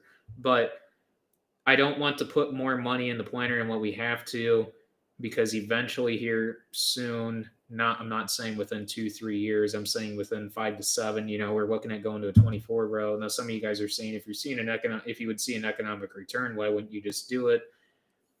Like I said, I want to put that money that you could potentially put into a planter, in our planter, towards a 15-inch or 40-foot planter on that.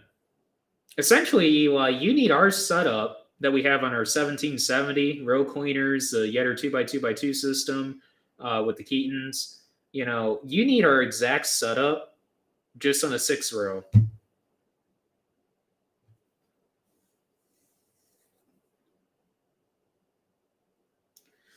Zinc is probably one of the major ones. If I move the drone here, I can tell you exactly what's in the Premier Info, what exactly we run.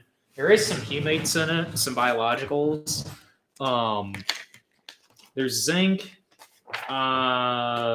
We actually just talked about this yesterday with our guy that we got prices from Co-Alliance.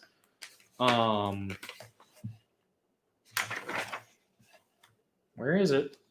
I just had it on this right there. Zinc, magnesium, cobalt, copper, iron, and complex sugar with humates. Basically what they're going after here, and I'll just tell you exactly like what it says right here: enhanced soil biotics, increased synthesis of key hormones, enhanced metabolism through increased energy release, increased upregulation. Like I said, we've been running this product, and all of these are chelated micronutrients for the most part. For the most part, not all of them, but most of them are. And we've been running this product for, I would say, around 10 years now. And we go without it in corn. We actually did this trial, this same product, but on a half rate for soybeans, and also had a full rate for corn out there on beans, and actually saw a better response on the corn rate on beans versus running the half rate in beans. So potentially what we're going to be doing is running a full rate on beans. And that, this all stems back to whether or not we do 15s and 30s under the irrigator field, that we're going to be, doing the exact same thing and then some, like what we did this year on beans. So I mean, it's really complicated on what we're going to decide to do there. So I Grant Hilbert on YouTube. I'll have to check him out. So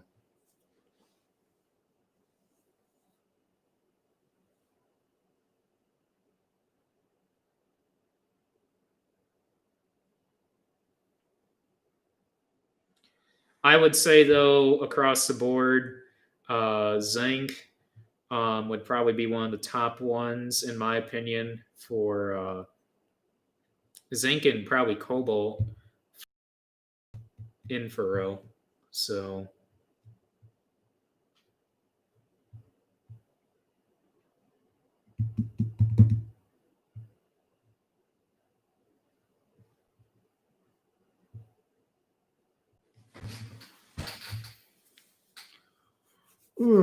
I appreciate it, Dave.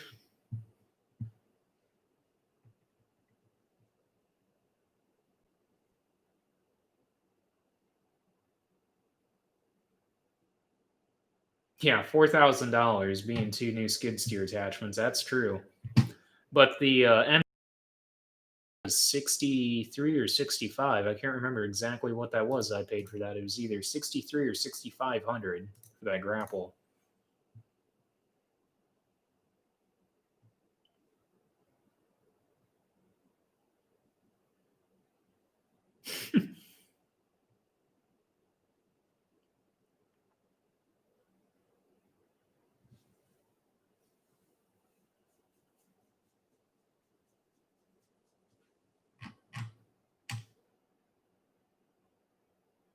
The Infurrow? Yes. So all of these products, like what I've been talking about here, all of these from Logan Ag, well, yeah, I mean, they're now branded under Logan Ag. So, I can just run right all through them right now. We're going to be doing a more in depth run through on some of the products that we actually haven't run that we're going to some of these we're going to be trying next year. So, I mean, you got Premier Foliar, you got Premier Foliar Grow, which, like I talked about earlier, with basically Premier Foliar and Premier Foliar Grow, the two differences there, or the major difference really there between the two is the GRO version, the Grow, just has a biostimulant package, which I want to try the biostimulant version because we actually didn't know that there was that version. Like I said, there's some of these products that we didn't know about. And I believe there's just I think there's only 14 or 16 products in this rough draft product guide. They're going to be finalizing this product guide, so it's not like, I wouldn't say just not very professional. I mean, it's not going to have, just a clear sleeve binder. It's going to be, your standard, product guide, heavyweight look, like what, you'll get from like Pioneer or Bex or Monsanto, DeKalb. It's going to have a nice binding to it, and it's going to be a little bit more, like I said, this is just a rough draft. You got microfeed, like I was talking about earlier, that we've been running. You got Infurrow that we've been running for a long time. Well, the microfeed we tried out last year, and we're definitely going to be running across all of our acres after the 3 trials that we did last year. There's something called Premium Grain Builder, which I know we will definitely be using that this year. As far as applications go, we've never used it, so that's just going to be something that we're going to be playing around with and understanding more from our guys on where and when we need to be applying that. Now, you can break it out into individual micronutrients also. Like those, we can sell premium boron. Like if you just need specifically boron, we can sell you specifically boron. Liquid manganese, premium manganese. And all of these are chelated for the most part. Most of these are chelated. Premium magnesium, Cal Mag, which I think last year we were actually running Cal Man. So if, later after next week, after we actually go through these products, some of these that, we're not as familiar with, I'm not really talking about right now, or really diving deeper into right now, is mostly just because we aren't very familiar with them, just because we haven't used some of these products. But yes, Logan. So AgriScience is the maker of all of these products, which we've been using for 10 years out of Saugatuck, Michigan. You are correct. And as far as how Logan Ag got with these guys, it was more of like they needed a retail outlet standpoint for them, because really I don't think AgriScience was really set up to do the retail outlet branding, and they wanted to combine with Logan Ag just because Logan, I think, was also looking for a nutrient outlet. And that's kind of where they run. They're going to run the product branding under now, is all Logan. So, but all of these were, I believe, if I'm saying this correctly, and this could be wrong, but from what we understand, all of these products are made up at Logan, up at AgriScience for the most part. So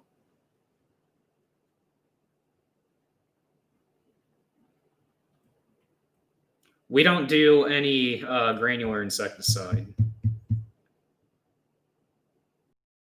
Whereabouts are you located, Piper?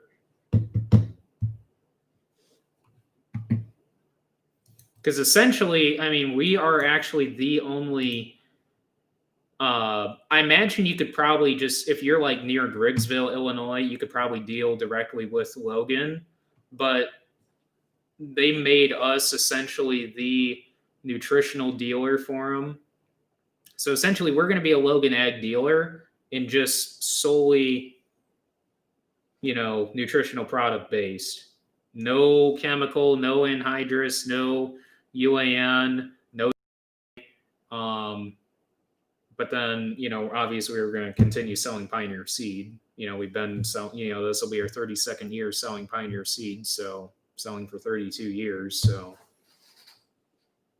So basically, we're just bringing on this Logan Ag dealership, not only just because for their benefit, being halfway between Saugatuck and uh,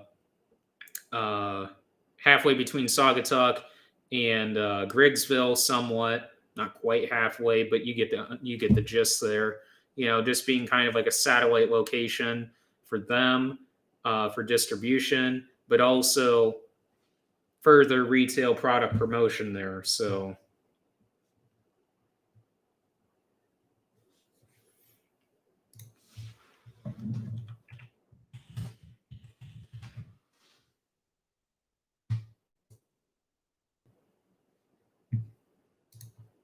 but yeah, I mean, if you're interested in working uh,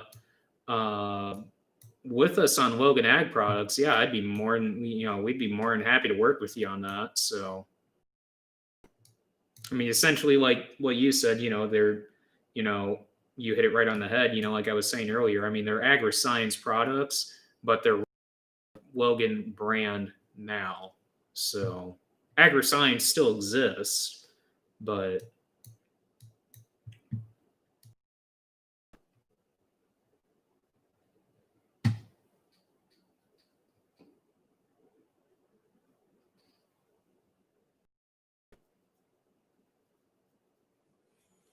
that goes for any of you guys that are essentially within a reasonable distance from us that want to work with us on Logan Ag.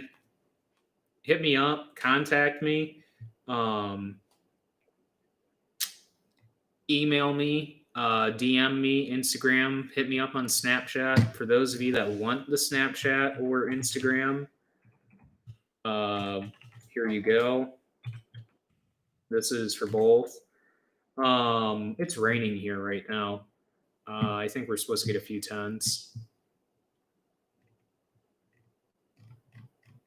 So, and what I mean by reasonable distance, I mean, I don't know.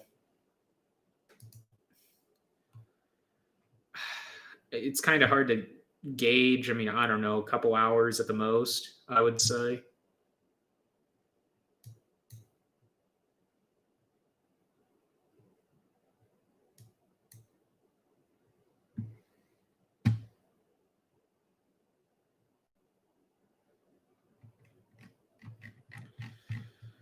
Well, we'll go ahead and wind this live stream.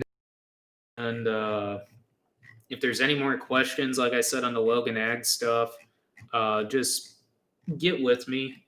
And my email's listed down below, one of my many emails that I have. And you can get with me on that if you're interested. Any of you guys are. And yeah, we'll go from there. I'll do another live stream next week after we do in-depth product analysis and education on some of these products that we're not so familiar with, that we have not been using whatsoever, um, in use rates and stuff like that. But otherwise, I'll have quite a bit of video, uh, basically videos on these products, and basically a lot more in-depth talks on these in season that a lot of you guys have been wanting. So instead of me just saying, we're putting on this product and that's the end of it, I'll be talking a heck of a lot more on it, because now it's not so much more, it's not private really anymore since we're going to be a retailer for them now. So, um, yeah, so this is our latest and greatest venture, and we're pretty stoked about it. So, anyways, thank you guys for watching. Like I said, definitely new video next week. Equipment tour definitely coming up. Probably going to be within the next 5 videos. So you guys can look forward to that. New purchase video. You guys probably all forgot about that. New purchase video is coming up next week for sure. Otherwise, really not too much really going on for you guys really to see. Just a lot of behind the scenes paperwork and stuff like that. Stuff in the shop is really going to take off here pretty soon. Still haven't done anything with the van trailer yet. That is on the list also to get done before spring. So there will be videos on that. So anyways, thank you guys for watching. Don't forget to, I guess, like, comment, and subscribe down below. And I will catch you guys in the next video. Thanks for watching, guys.